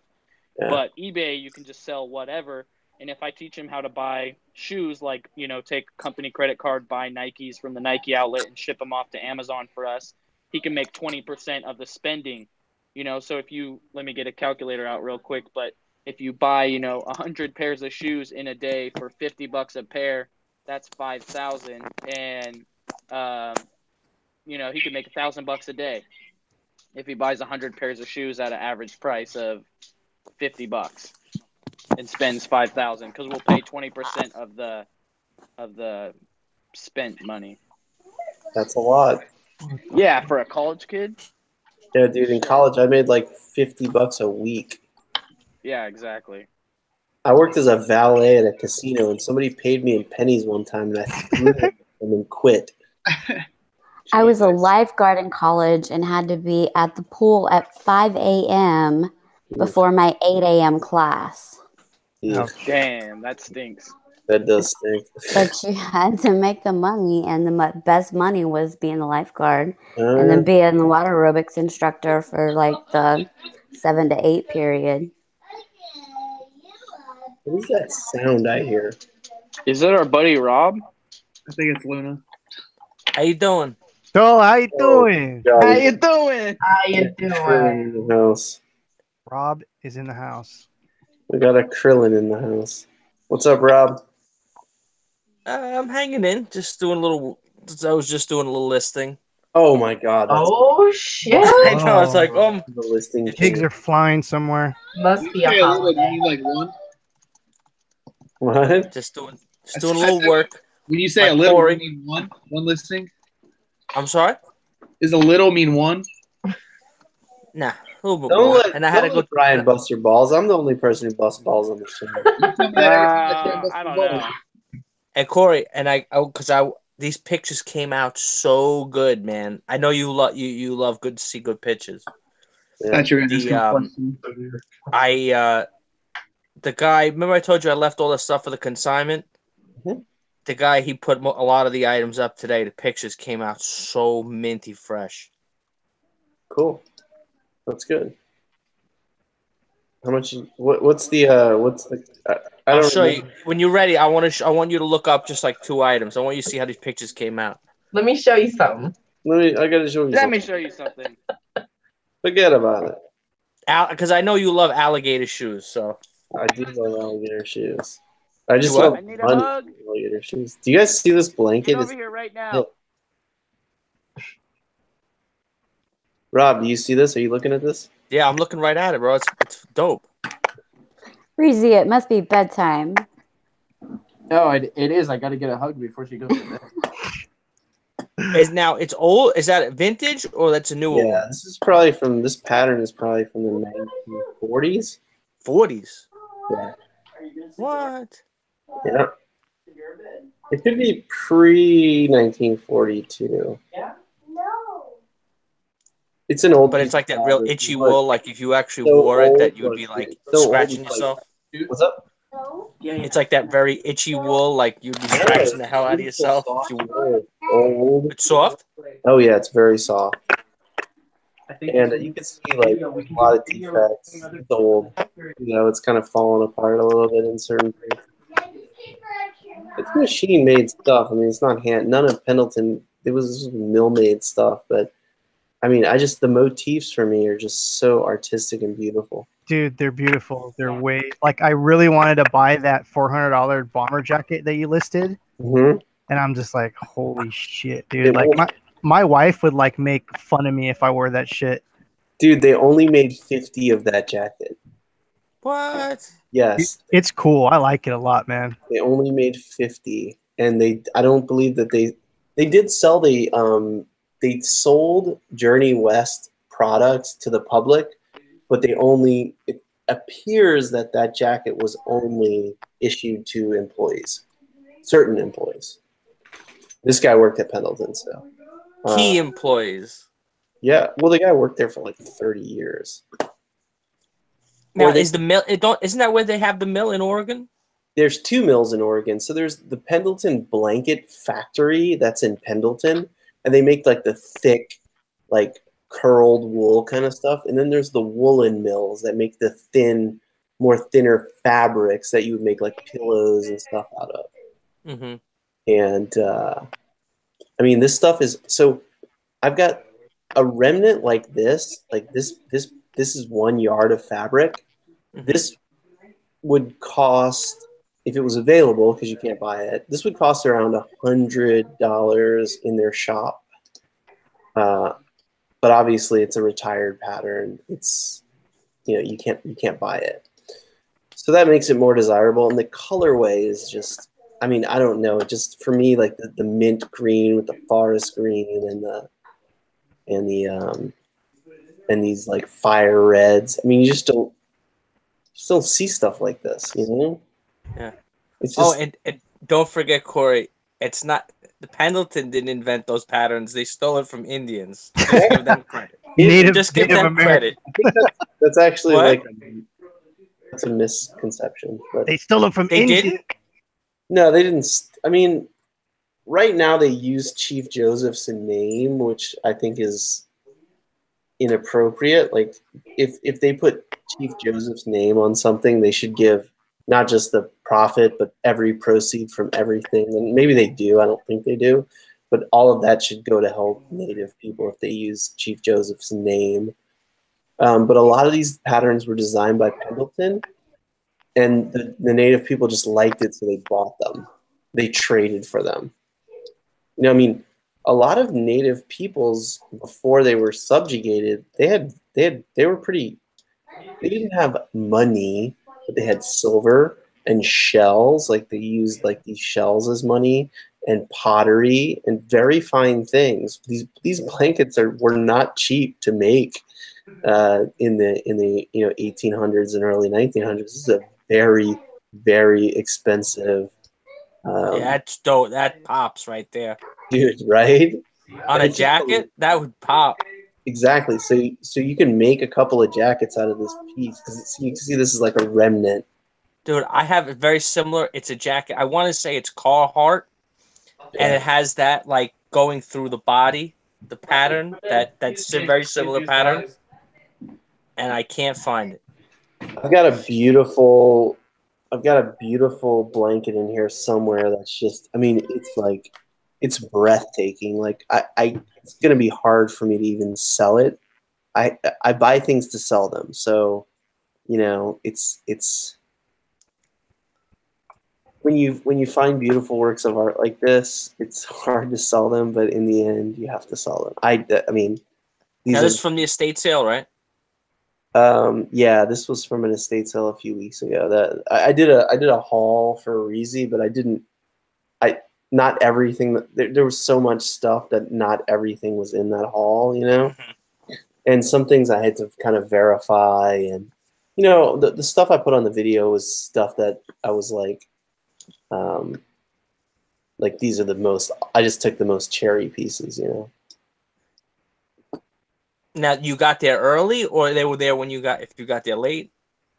This estate sale. The estate sale started at 10. I got there at like 5. Ooh. Yeah, I was there for a while. I wanted that jacket that he's talking about. Yeah. I mean, this is like you're just never going. I don't think any of us will ever see another one on the market. Because a lot of people who collect this stuff, they don't sell it, dude. They don't get rid of it. They put it in their closet. Yeah, they have it for their entire lives because it lasts forever. The guy who the guy who got the Shared Spirit jacket from me is also like ultra rare. I mean, it sells for around $300, but he promised to sell it back to me if he ever decided they didn't want it anymore. So we'll see. I highly doubt I'll ever get it back, but whatever. This is a cool blanket. This is a Woolen Mills. This is a weird one. They didn't make a lot of blankets like this, where these like kind of woven blankets. So I like the color. I bought it because the color combinations are pretty cool.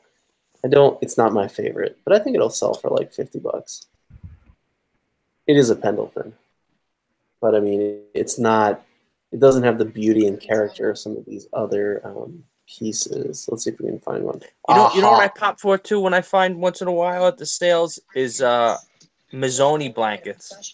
You ever see them? Yeah. Yeah, I've seen that stuff. I'm back. Who's back? Missoni dresses are where it's at. I love Missoni. Yeah. Yeah, Mazzoni is really dope. Look at the color. Like, I need to crank this up a little bit, but look at the colors on this thing. Like, it's just the contrast between the colors and how they're arranged, and I don't know. I just love these things. Very trippy. Wow. This type of blanket is called a serape. That's like more of a southern North American style, but really rare to see them in these maroon colors like this. I don't know what to price that at. Let's look at some other ones. Oh, this one's sweet. I like the blue. Yeah, I got busted for keyword spamming Mazzoni. Like whenever I would find any sweater, like Hey, somebody put the link in the chat first. I don't think she can do it that way, so I'm gonna send her one. Who's asking for the link? Nicole. Mrs. State, please. Mrs. State, please. Well, it's nice that you have a night off, man. Yeah, I know. I took 2 days off, man. I have to do it, man, because just things are crazy. I don't get enough sleep. You guys know some of my scheduling, dude. It's nuts. Yeah, dude, you're like popping on. Oh, you mean your show schedule? No. I mean like my life schedule, dude. Schedule. Like I get maybe like 3 to 4 hours. How would we know your life schedule? We don't watch content. No, not you. I talked to Corey and I think he was being sarcastic. Hazel. Yeah, no, I feel you. I'm just busting your balls. No, it's all good. Thank God for my wife, or else my schedule would be insane too. But I mean, not that it's not insane, but like I don't have to cook or clean or do a lot of that kind of stuff. I just focus on making money, and my wife takes care of everything else. That's how it's like for me too. Oh. Hey, Nicole. Trouble. Hey, I missed you. We all missed you. I've been MIA, I know.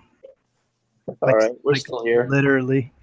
Well, we missed you a lot. I'm really, really, really. When I came on earlier just to see who was here tonight, and I saw you, I was like, yes. You didn't come to hang out with us. You guys, you guys all have a special place in my heart for sure, definitely. Especially Rob. Thank you. Oh my god. Rob said my Hugo Boss is going to sell and to not listen to Corey out of nowhere in my chat. I see you. I hear you. Rob is here. Representing East Coast. Somebody's got to represent. Okay. Something different with your hair, Rob? My hair? Yeah. I think you're confused because he has a shirt on.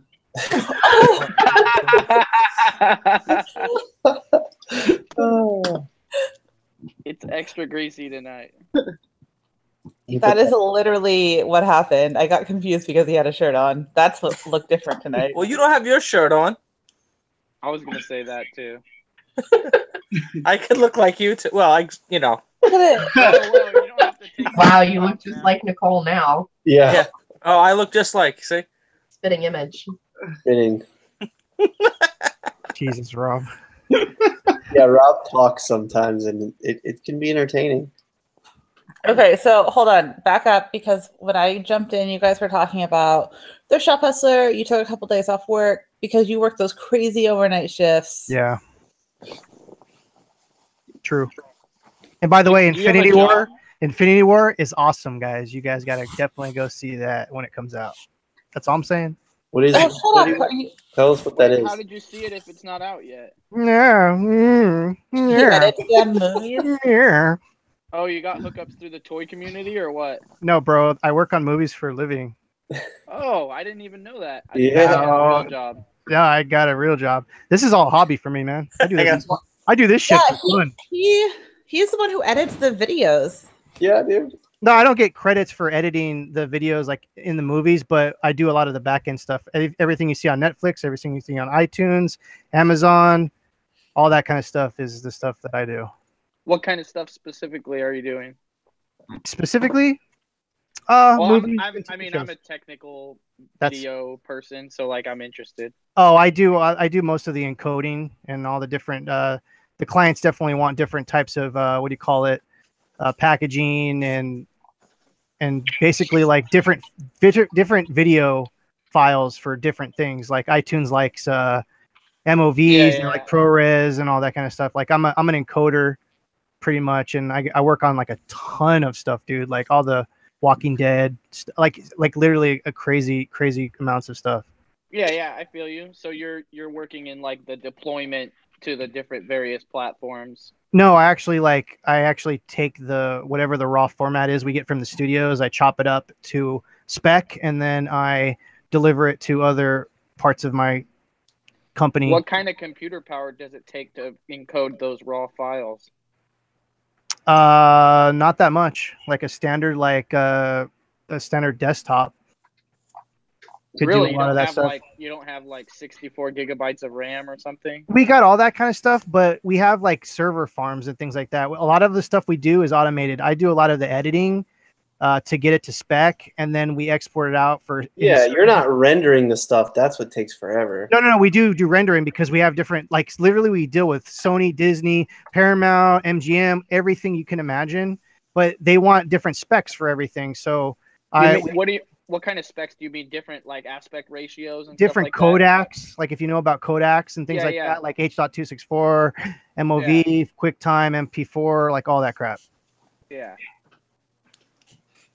Now, Evilos, I got a question for you.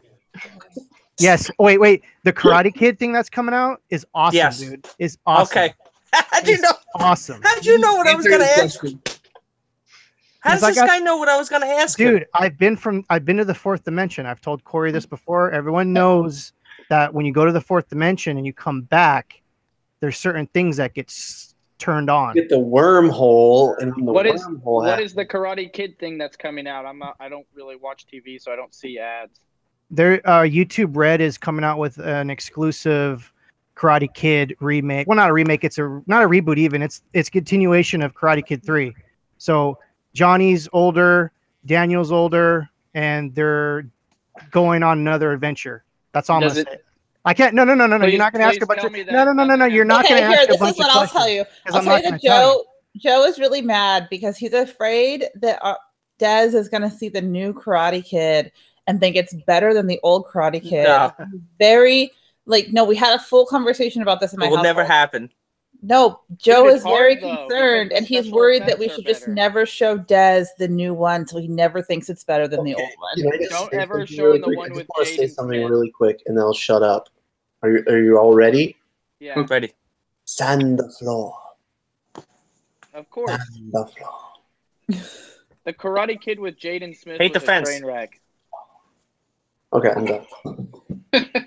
No, I just got to tell you my 2 cents, and I'm just afraid that, like, of course, like you said, that it's gonna ruin it, and it's gonna say, "Oh, this sucks." But I'm going in thinking that it's gonna suck.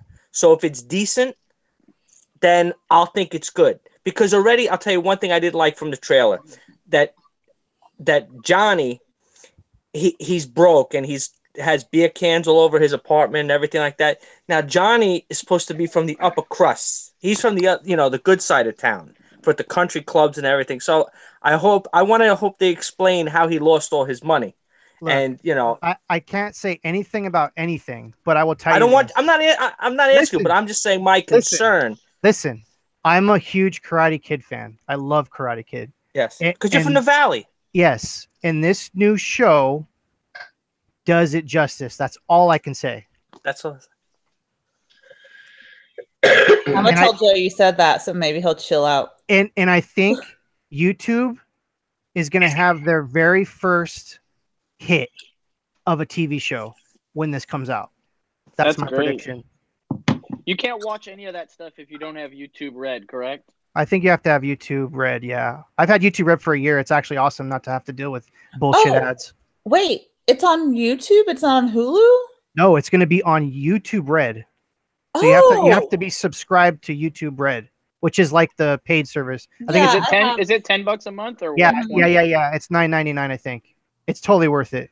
If you see, I like Reezy, like you're saying, I drive in the car and I listen to all kinds of motivational crap all day long. And if you do that, if you consume a lot of content on the go, it's great because you don't have to deal with ads. It just plays the videos over and over, whatever you're going to watch. Don't worry about it. Yeah, but what about the people? You can lock your phone and still listen to it. Right. Exactly. That's one of the good points that you bring up that they have on there. Yeah, but what about the people? Like, so if I'm watching Nicole's video and now she still gets paid. Mm-hmm. Oh, okay. Creators love YouTube Red. Okay, I thought you don't get paid if.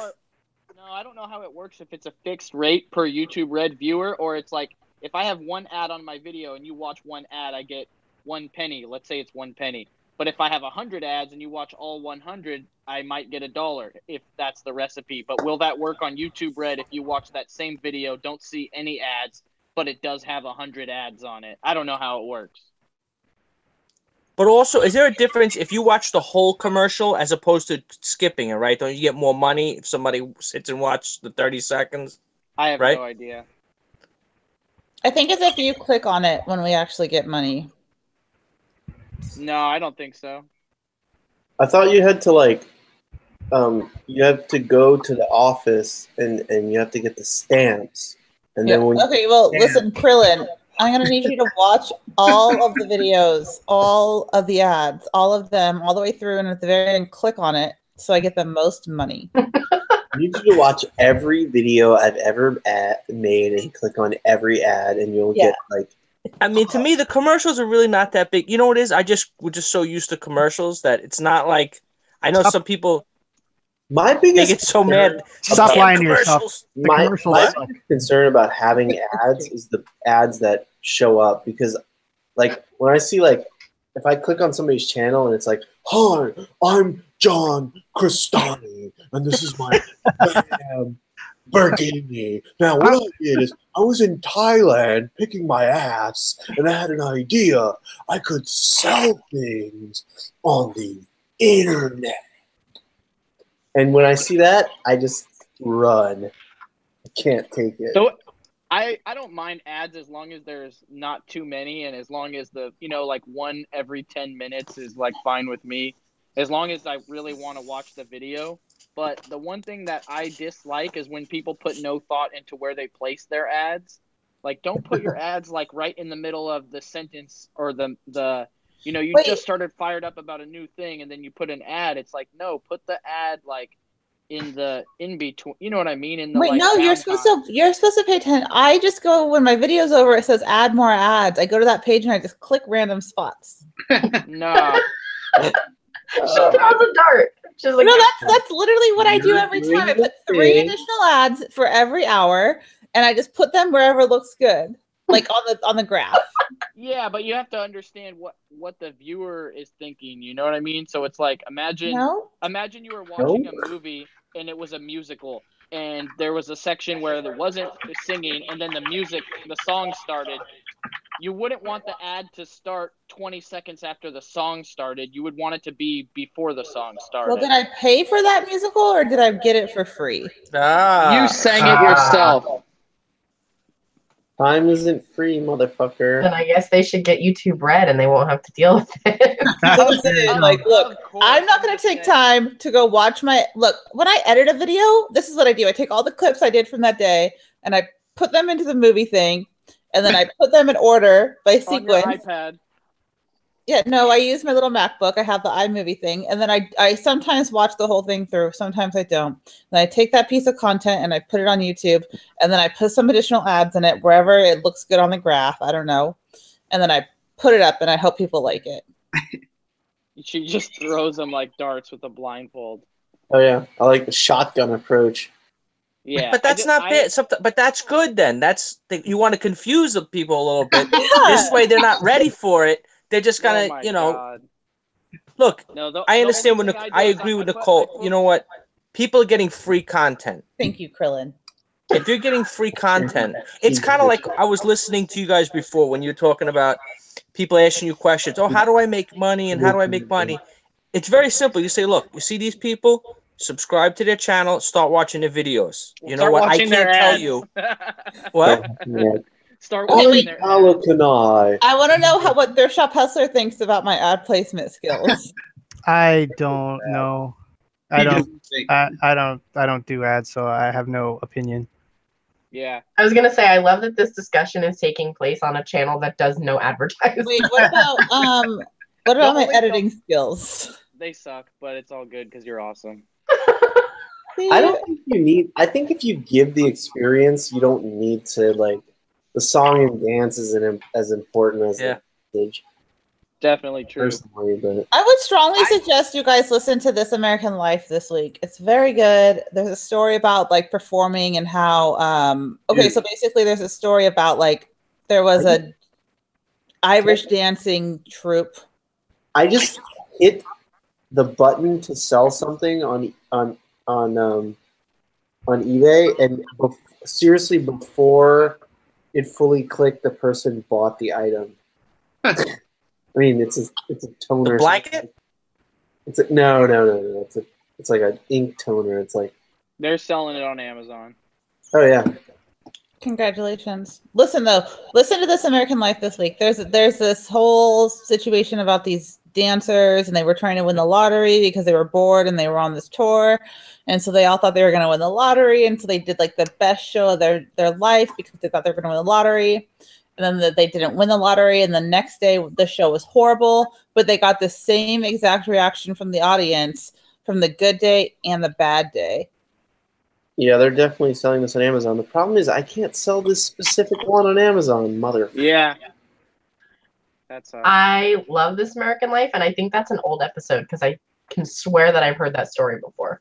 And it was on, I don't know, it came on my headphones today. Oh yeah, it's episode on my 6, headphones. so it's a couple years old, but I've heard it, and it's a very good episode. Like that. Why was it on today then? Because they don't have new episodes every week. Every once in a while, they'll rehash an old episode and they'll like bring it back. But that's like 2 or 3 years old. That's probably why. Yeah, you guys. Well, you should listen to it if you haven't. Broad says he doesn't like this channel. There's just nothing else on. Do you guys ever do your taxes and be like, "God damn, I can't believe I spent that much money on Taco Bell this year"? Best. I could just look on. I could look in the mirror and I see, oh my God, I can't believe I spent money on Taco Bell. My face is gonna explode. The Taco Bell is grams of. Oh man, it's funny. Wait, did you just come up with that, or did you read that somewhere? No, dude, I'm not gonna lie. I'm actually crunching some of my numbers for my CPA right now, and like I'm like, oh my God, I can't believe like I spent that much at. It's actually Del Taco, to be honest. It wasn't Taco Bell. That's Those chicken pot tacos are legit. That's how you know you're from California when you eat Del Taco. Yeah, I was like, Jesus Christ, man, I gotta cut down on that. I spent $1,000 last year on a single energy drink called Viso. Isn't it crazy when you crunch the numbers at the end of the year and you're like, oh my God, I can't believe this, or I can't believe that. I couldn't have survived without it. I'm sorry. I try not to touch the numbers at all unless they ask me to. Yeah, I have to at least gather them and organize them for them.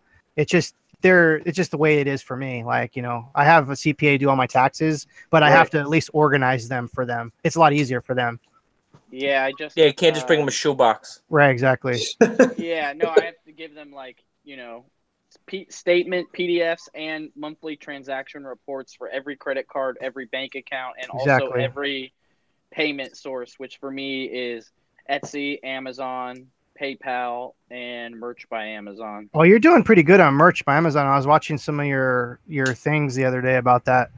I'm doing all right. Not as good as Etsy. I do way better on Etsy. So Yeah. I typically sell more shirts per day on an average day on Etsy than on Merch, and I have 8 times less shirts. So I have 2,000 shirts on Merch, but I only have 250 on Etsy, and I sell like more, like sometimes 4 times as much on Yeah. Etsy.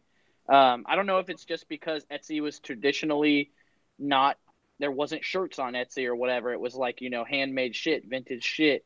And then this year they started opening up print on demand to Etsy, and then everyone else is focused on merch. So obviously the platform is pretty saturated.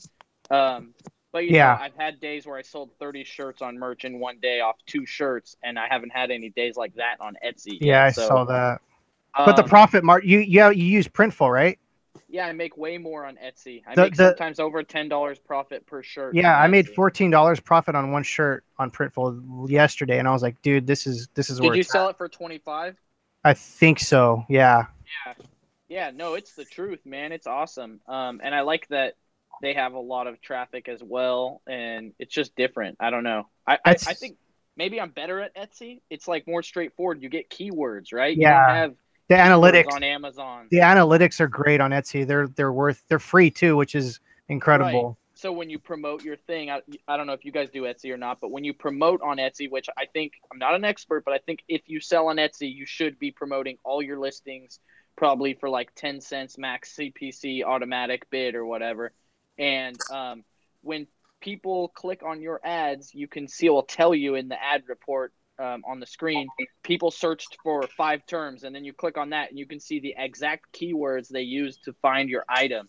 So then you can maybe go back and think of other keywords that include that word or variations of that keyword. Or if you list things that are similar, you can make sure to use those keywords. I also think that Etsy doesn't give a shit about trademark infringement as much as Amazon. So like Absolutely. Not as much, but they totally do. They do, but not as much as Amazon. Amazon's very strict. Like A friend of mine had an Etsy account for like 7 years, and they just completely banned her for it. What was she selling? I think T-shirts. Star Wars, Disney. I don't know exactly. I was gonna go look, and I it was don't already mean gone. like fully ripping off like a graphic or something, but just to, for example, I have some shirts that reference Black Panther. Then I used the font they used in Black Panther. And then I used some phrases from the movie, which may or may not be individually trademarked, but I'm sure, as Thrift Shop Hustler knows, everything in the movie is trademarked, even if the individual things aren't trademarked. I mean, it's a gray area. You can skate around it, what you're saying. You can definitely skate around on Etsy. Right, but the cool thing is you can use the trademarks as keywords. And Yes. in your search and in your search Absolutely. and your title and stuff like that, and they don't care.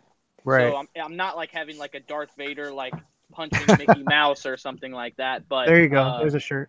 Yeah, but wait, I just sorry. like the freedom, like even I made a bunch of autism shirts, and I asked Nicole, and she gave me some phrases in that niche to use to make shirts, and I had my VA make a bunch, and then I looked them up, but like I always do before I list any phrase shirt, and half of them were trademarked, and I was pissed because I had already paid for them anyways, so I put them up on Etsy. I could only put half of them on Amazon, but I put all of them up on Etsy, and I'm already making sales, so.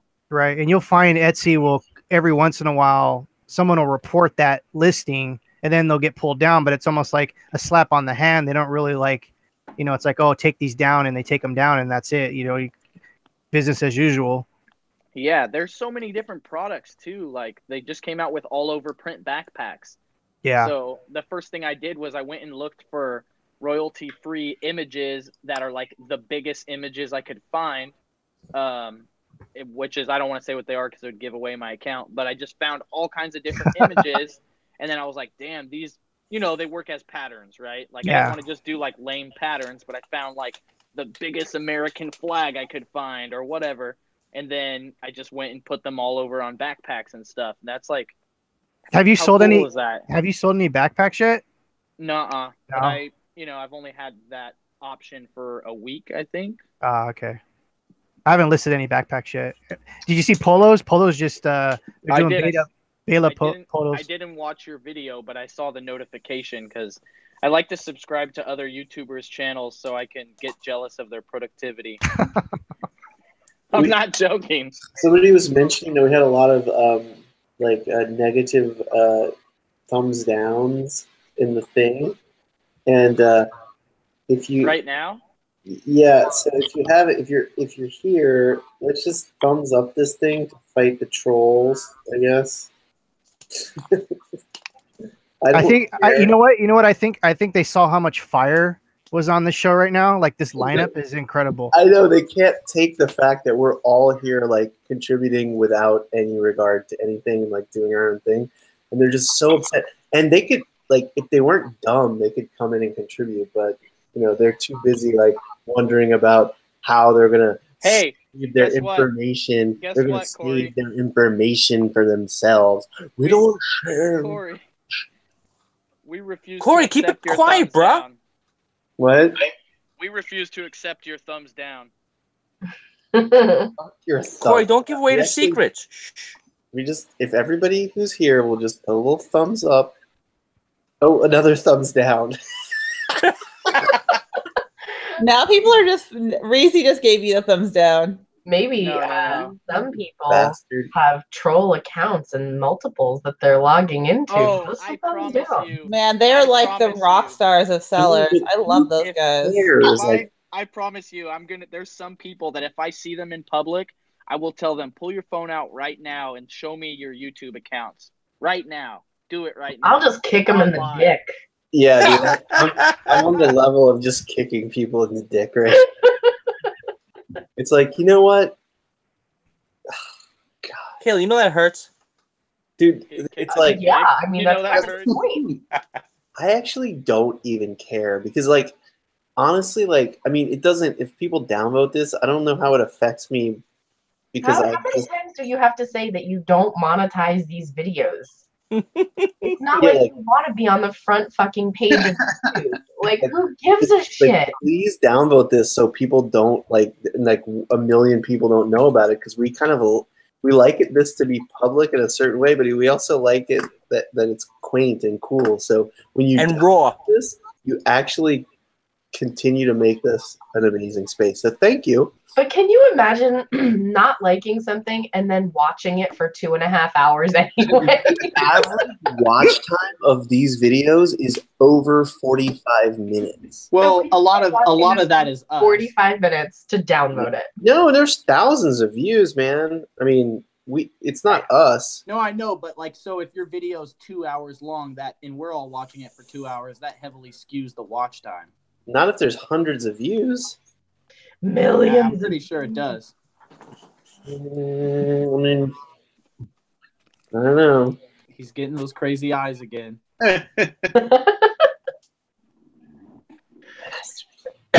So let me see. I'm gonna share the video on the community tab right now and see what happens. Let's get this trending. What's happening? Let's make this video trend. Well, we got a spot for one more person. Isn't there allowed 8? I'm just gonna say send help. We need thumbs up. We hit the rock star flipper in that last spot over there. Yeah, come on. Honestly, like, here's the thing with that guy. You would never catch him on one of these shows that's raw, where he isn't in control of it. No. He would never do this. No, absolutely not, because he doesn't have any knowledge. So, Chris, I don't know if you know, but so my beef with that dude, I want to tell you how it started. I don't want to go into it for too long, but he had this dude on his show, Drive Time Dave. You guys know who that is? No. Okay, even better. So I didn't know who either of them were until someone told me, hey, they're talking mess on you. And so I go and look, and this dude, Drive Time Dave, is all drunk. They're both drunk on the show, and he's talking all this mess about me, like the classic thing a lot of people say about me is that I lie about my numbers, or else, I should have a I-8 in a fat ass house or whatever. But it's just like people don't understand the reality of like selling 800,000 and what the actual payout is. Amazon's a lot different than eBay. There's a lot of fees. My ASP is really low, so a lot of the fixed rate fees make my percentage of my sales that Amazon keeps for their fees is pretty high, a lot higher than like 15%, right? Because of the couple of dollars of fixed rate fees, and my ASP is like $12 to $14 anyways, and I have a business partner and blah, blah, blah. So they're saying I'm lying. And then he basically like said some, called me some names and like whatever, blah, blah, blah, fuck that guy, whatever the hell. And Casey didn't say anything. He just let the dudes, he like had his like laughing under his breath, like little shithead grin, And so then I contacted him. I was like, dude, how are you going to talk shit about me on your channel? And he was like, I didn't say anything. What are you talking about? And I was like, yeah, obviously you didn't say anything, but your guest said a bunch of shit. And he's like, well, I didn't say it. Like, well, and I'm like, dude, come on. You can't accept responsibility for what your guests say on your show. You know what I mean? It's not like it was an open debate show. It was your like interview / like knowledge drop. Or, like, what, show. Like, yeah, you're not going to come on my show and talk shit about someone. I don't care who it is, just like, if that's not what we were there to do, then I'm not going to allow it.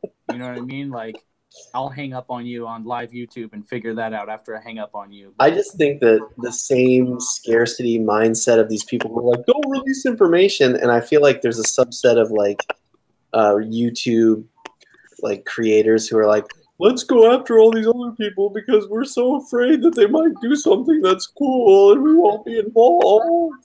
People are just like, it's really hard sometimes. I literally while we're on this, had someone message me and say, like, go back to scamming your followers. And it's like, Jesus. Scamming your I mean, it's so ridiculous. Like, nobody really knows me. I'm not out there selling anything. We're not in business together. You come on the show, you're in Portland, and I've seen the things. I've seen like your business. I've been to your place of business. I've seen how you interact with your mentorships. And if anybody asked me whether they should like have dealings with you in those capacities, I would say absolutely. And I feel like the only like I really try to mitigate value to the market, and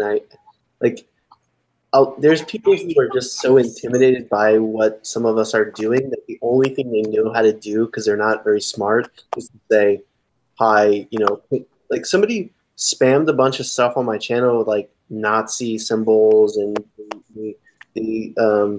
they subscribe to my channel with Nazi symbols in their what do you call the avatars and stuff, and like, there was a whole frenzy of that happened like a few days ago, and I was like, you know what, like, fuck you guys. Honestly, fuck all of you. Yeah, I don't understand it. Even like, I don't know. Do you guys follow? I forget what her name is, but her Instagram, she's super sweet. She was at dinner with us, Corey, Lux Huntress. Yeah, she's like my favorite human. She's coming. What's her? Oh, Talia, right? Ty. What's her name? Ty. Yeah. I thought it was something else, but anyways. She just posted on Instagram about how she did a interview on someone, and then she got like people messaging her like mad at her because she shared so much on the show. But she was like giving away like secrets of reselling. Yeah, it's like either never been any secret. There never will be any secrets. Yeah, here's the secret to selling on the internet. Figure out what people want, and then find a way to buy it cheaper than those people are willing to pay for it. Sell it on the platform that works best for you. Use good photos, descriptions. Put it at a fair price. Work. Yeah, before you don't tell anymore. Create the listings. Do the work, and if you put work into things that are actual work and not diversions, you will experience some success. You may not be satisfied with it, and you might. How dare you? As long as the whole world doesn't convert to minimalism, we'll always be able to resell at least secondhand. I think things like online arbitrage, private label, and wholesale are at more of a danger than the secondhand market because Yeah. you know the Chinese suppliers are selling direct on Amazon and eBay already. Private label, Amazon copies your private label and makes their own. Amazon will get a direct deal with your wholesaler, or the wholesaler itself will sell directly on Amazon. But unless everybody converts to minimalism, there will always be pretty good shit getting thrown away or sold for much less, you know? So, Yeah, I mean, I also don't think that will last forever ever either. I think we're riding a wave of like baby boomers, like just excess, like historical excess of having things, and I don't think that any part of this is gonna like last forever. You're gonna have to be like right now. I think is one of the best times to do what we're doing. of course, And as retail crashes and the economy gets when the economy gets worse, it's better for us because people like importation becomes more difficult. You know, things have a higher retail price when you have to get them from single suppliers. yeah, they want to save money, so they buy secondhand. They need money, so they get rid of their old stuff. What's your prediction on the next big box to go under? What's the next one? I don't know, but before I get into that, I want to say my wife was asking me today. She was like, "What?" Like we were talking about Toys R Us closing, and I guess there's like a GoFundMe to keep Toys R Us alive. Or That's like, a joke. They've $500 raised billion. No. They just need $1 billion, and they've raised $200 million already. And the guy that's running it is like, I want to say the creator of My Little Pony or something like that. But anyways, she asked me like, "Do you want it to get saved?" And I was like, "I don't give a fuck what happens to Toys R Us. I'm gonna do what I do." You know what I mean? Like, it doesn't matter what happens. I'm in my lane. I'm like racing in my lane. Here's the thing. I love Toys R Us. I'm one of the biggest Toys R Us fans, but they screwed up as a business. So if they're gonna fall, that's on them. That's not on anyone else. So that's my thought. And I think they were involved. There's $250 million in outstanding POs. They knew they were going to collapse, and they still put out the POs. And the saddest part is the government bailed out the banks like 5 or 6 or 7 years ago, 10 years ago. You know what I mean? So it's just like it's sad that like an institution like Toys R Us has to fall like this, but it's their own fault. Like that's my thought. Absolutely. The question is like when you get into like culpability and like I don't know. So for me, the next one that's going to fall, sorry, Nicole, is Nordstrom Rack. I think Nordstrom Rack is the next one. Yeah, I don't know. Dude, when I saw him selling dresses for like a fucking penny and all this shit, it's well, that's like a flaw in their system. So they have there's a next. I worked for Nordstrom Rack. So the way that Nordstrom Rack does their markdowns is after a certain amount of time, it gets marked down to a penny. Like their little machine prints out like a thing that says a penny. They're not supposed to label it. They're supposed to pull it from the shelf and send it to their Final Chance store. So there's 2 Final Chance stores, and that's like the last stop for their merchandise. So what happens is, though, because people are just like, scanning and printing and not looking at what's happening, they accidentally put those penny stickers on the items and they don't get pulled. So back in the day, like we could say at the register, like, "Oh, we can't sell this to you. It's a penny. Like, sorry, it was an error." But legally, you're not supposed to do that. You have to sell it to them. And so they can't do that anymore. They have to sell it to you. But technically, they don't sell things for a penny. It's a flaw in their system. Yeah, it's the same thing with Toys R Us and Target too. It's called pennying out. And so what happens is it happens like globally or nationwide in their system. And they don't actually have to sticker it. It changes internally with their scanners. And since we're all super connected with the internet and Instagram and whatever, we're at the store grabbing the shit because, coupon 45 Niner told us those were penny items. And then you go scan them and you price check them, and sure enough, they're pennies, and then you go buy them. But they were really supposed to pull them off the shelf. Mm. Well, so the question is, even if they raised $1 billion to save Toys R Us, how long would it stay in business? Because their business model actually, like, it sucks. Exactly. Their overhead is way above their head. It's way over their head. Well, I mean, the market has changed, and they haven't changed. It's the same thing. Yeah. Walmart could be where Amazon is now, because think about, like, Walmart has instant warehouses all over the country, and they just did nothing. Well, they're closing Sam's Club to make fulfillment centers. Like, they closed a bunch of Sam's Club locations, right? So that's what they're going to do. I think Walmart is poised to be the only company that can compete with Amazon in the e-commerce field whatsoever. But I think any and all large chain businesses that basically provide no value to the community, like all they do is extract value from a community, are on their way out, and we're going to have like a huge renaissance in small businesses. But in the meantime, I think they'll try to do stuff to like keep the customers coming. Like, you know how some high-end stores like give women like free wine while they shop? Like, you know what I'm talking about? Like, just they have to make the experience worth it. So like, imagine if like you're like, well, am I going to go to am I going to go with my wife to this store or that store? But this one has free massage chairs for the customers to use. Like, you're definitely going to go to that one, you know? So like, what are they going to hand you a $5 bill when you walk in, or have free massage chairs or something? They have to give you a reason to walk into their store. I'll tell you what, Corey, you were mentioning what big business is going to take a hit. Obviously, I'm not predicting they're going to go out of business, obviously. But Amazon, I think in the next year or so, they're going to take a big hit, because the president has a lot of heat with the CEO of Amazon. Oh, yeah. And there's already articles starting because, you know, Amazon is heavily subsidized by the government. And in a lot of president, hidden ways, too. What's up? In a lot of hidden ways. Are they subsidized by the federal government or by local governments? Because they strike deals with local governments. Amazon is subsidized by every phase of government, state, local, and federal government. So they, you know, I'm not saying good, bad, or ugly, or right or wrong, but the CEO, he also owns the Washington Post. Oh yeah. And they talked mess on Trump. Exactly. So he's going to want to give the screws back.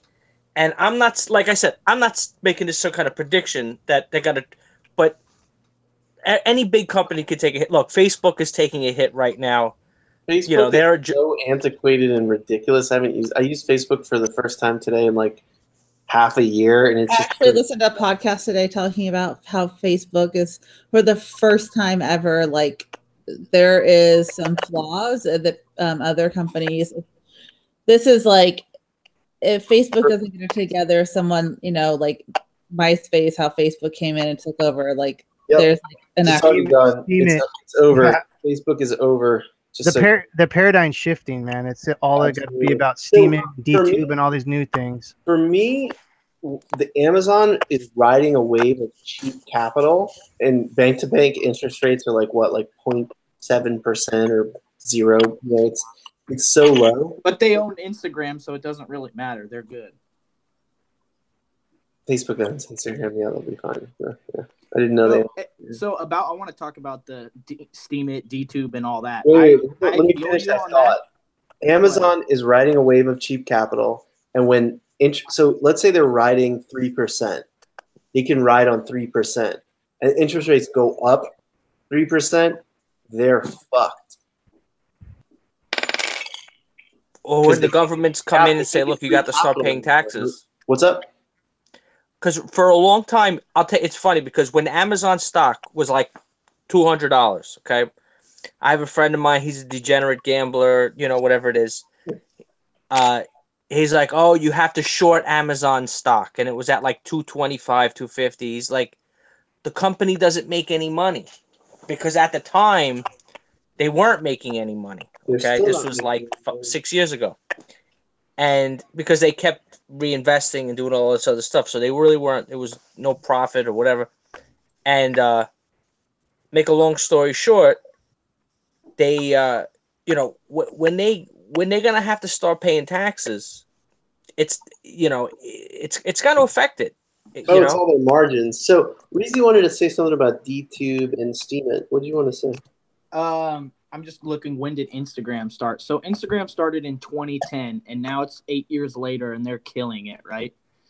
So that took 8 years for Instagram to happen. How long do you think until Steemit and DTube picks up to where it's like used by average people? You know, when are grandmas going to start using it? Because to me, I see it to be at least 8 years out.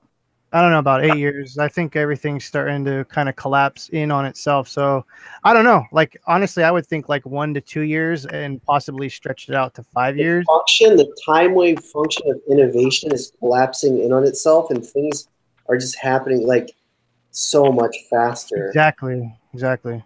So I definitely. I also think though that like as things become really, really successful, it kind of is counterintuitive to that because they get so much money and so much understanding of the customer that they're willing to like lose money, or like it's easier for them to figure, you know what I mean? Like, how are you going to start out tomorrow and beat Instagram? You know what I mean? You can't. The new profit, and growth is not profit. So companies like Amazon, who started this whole trend of, growth is the new profit, or growth is the new earnings, without having earnings, all of that ends when capital isn't cheap anymore. This is all riding on cheap capital because they're not paying any VIG. There's no VIG. There's no interest. Mm-hmm. Yeah, I don't know. It's just weird. I have a 17-year-old daughter, so I look at the way that she operates in like the commerce world, or like using apps and stuff, and I just don't see, like, if it doesn't have an app and work on an iPhone, like, I don't see the kids using it. You know what I mean?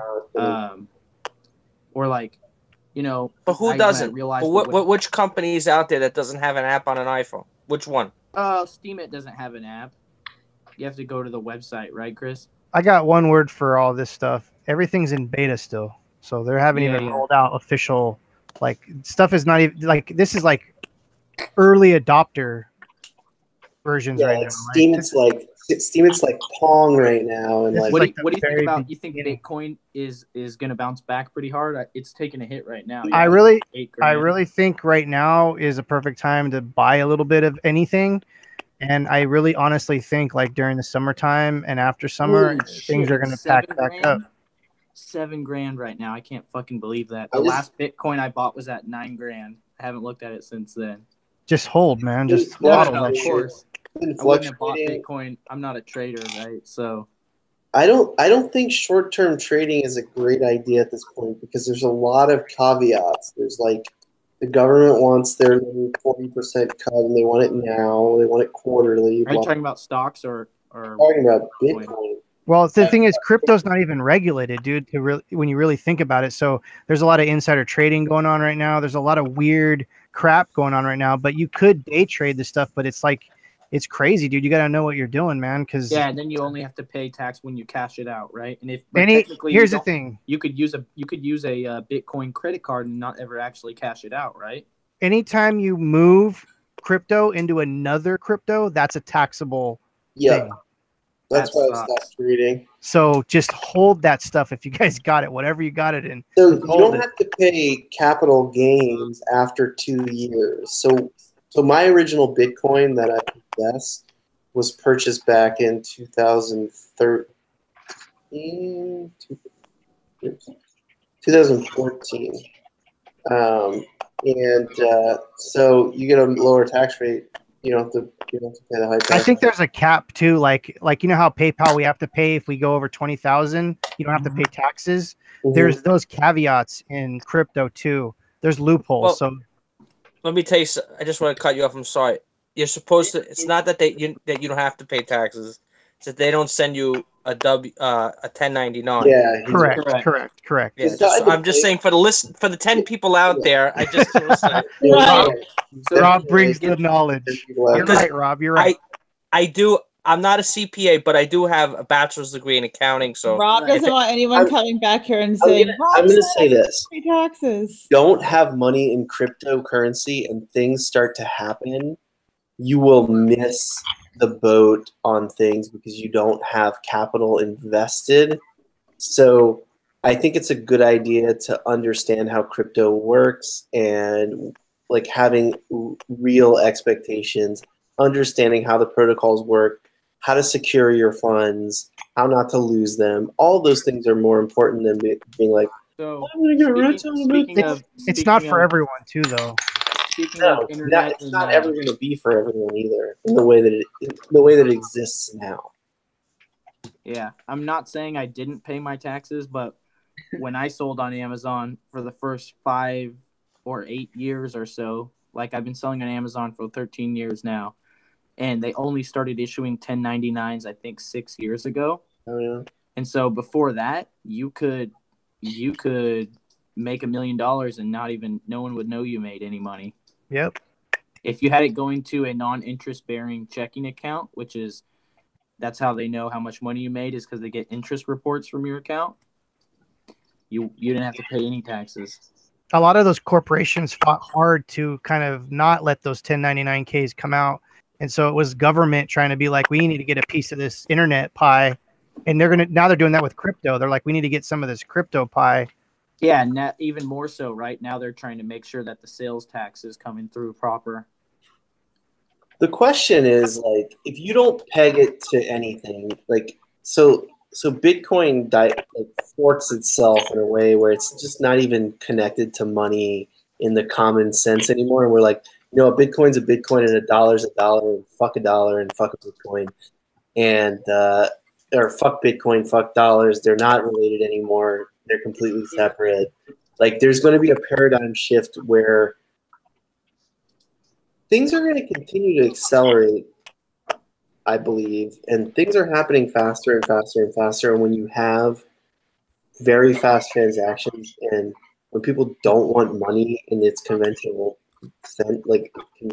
currency anymore, and it will happen, things are going to get loopy as fuck. Yeah. I mean, people have thought like that for a long time, right? What? People have thought like that for a long time, right? So, like, my aunt, she's an artist and been a reseller forever. She picks or whatever thrifting, but she only sells at the antique fair on the weekends. And she's like, she doesn't do it to make money. She just does it to make a living. Her and her boyfriend live in her van. Like, she doesn't care about money, right? At all. Like, she just doesn't care about money. She's an artist and a musician. Sounds like a hippie. That's a definition of a hippie. Yeah, she's a straight up hippie. Like, that's what. In Santa Cruz. But even her, she has a hoard or a stash of silver coins, because she's like, oh, when the shit hits the fan, I got my silver. That's smart. Till the guy with the big gun comes and steals it from you. See, that's another thing too. People don't think about is if that ever happened, that shit's gonna be Mad Max. People are gonna get like wrecked, dude. Like, oh yeah, people are gonna come and get everything they possibly can. I tend to think that would never happen, like the whole Mad Max scenario, because our GDP is so high that they would do anything to maintain the profit that they're making off of each average citizen. I pay 40% taxes in California. So if I make $1 million in profit, I owe $400,000 for that year. That's a lot of fucking money. You're a cash cow. I don't make that. Yeah, but if you're money, making $1 million, you're not worrying about paying $400,000. Well, that's why people me? who live If in I LA made it- have are you houses kidding in Vegas and Florida, and that's their primary residence. Yeah, and you have to live there for over half the year to qualify. But if I'm like, even right now, I don't make that much money, but I'm like, fuck. If you live in Puerto Rico for over half the year, you have to pay no federal income tax and only 4% income tax to Puerto Rico. So imagine that if I make $100,000 a year, which is a little bit more than I make, and I'm paying $40,000 to the government and California altogether. If I move to Puerto Rico, I only have to pay $4,000 a year. That's $36,000 I could save a year. Well, but there's also $360,000 in 10 years. Yeah, but you're also discounting the fact that when you live in Puerto Rico, you're living in Puerto Rico. Look what happened. You're not paying the taxes, but you're also infrastructure built from the taxes. Yeah, you're going. Think about it. I think there's still areas in Puerto Rico that still don't have electricity, like 8 months. That's definitely true. I have a friend who's been there for like 3 months. Yeah, but if you're gonna be an American living in Puerto Rico, you're gonna live in San Juan, right, which is the main area, and I guarantee they got electricity. I understand, but a lot of people don't want to deal with that. I mean, it's not like, there are people that do that, but it's not like And Puerto Rico's far away from here. It's not just like, oh, well, I'll just You know what's fly really back. What is it? What is it like a 2-hour flight to Florida from Puerto Rico? A 4-hour flight? Less than that. Yeah, that's not. Yeah, shit. from You can Florida, go to you guys are in Disneyland California. during the day and come back. Yep. Disney World. Oh, okay. So that's what I was saying. My bed is very far from where I am right now. But I'm gonna go find it right now.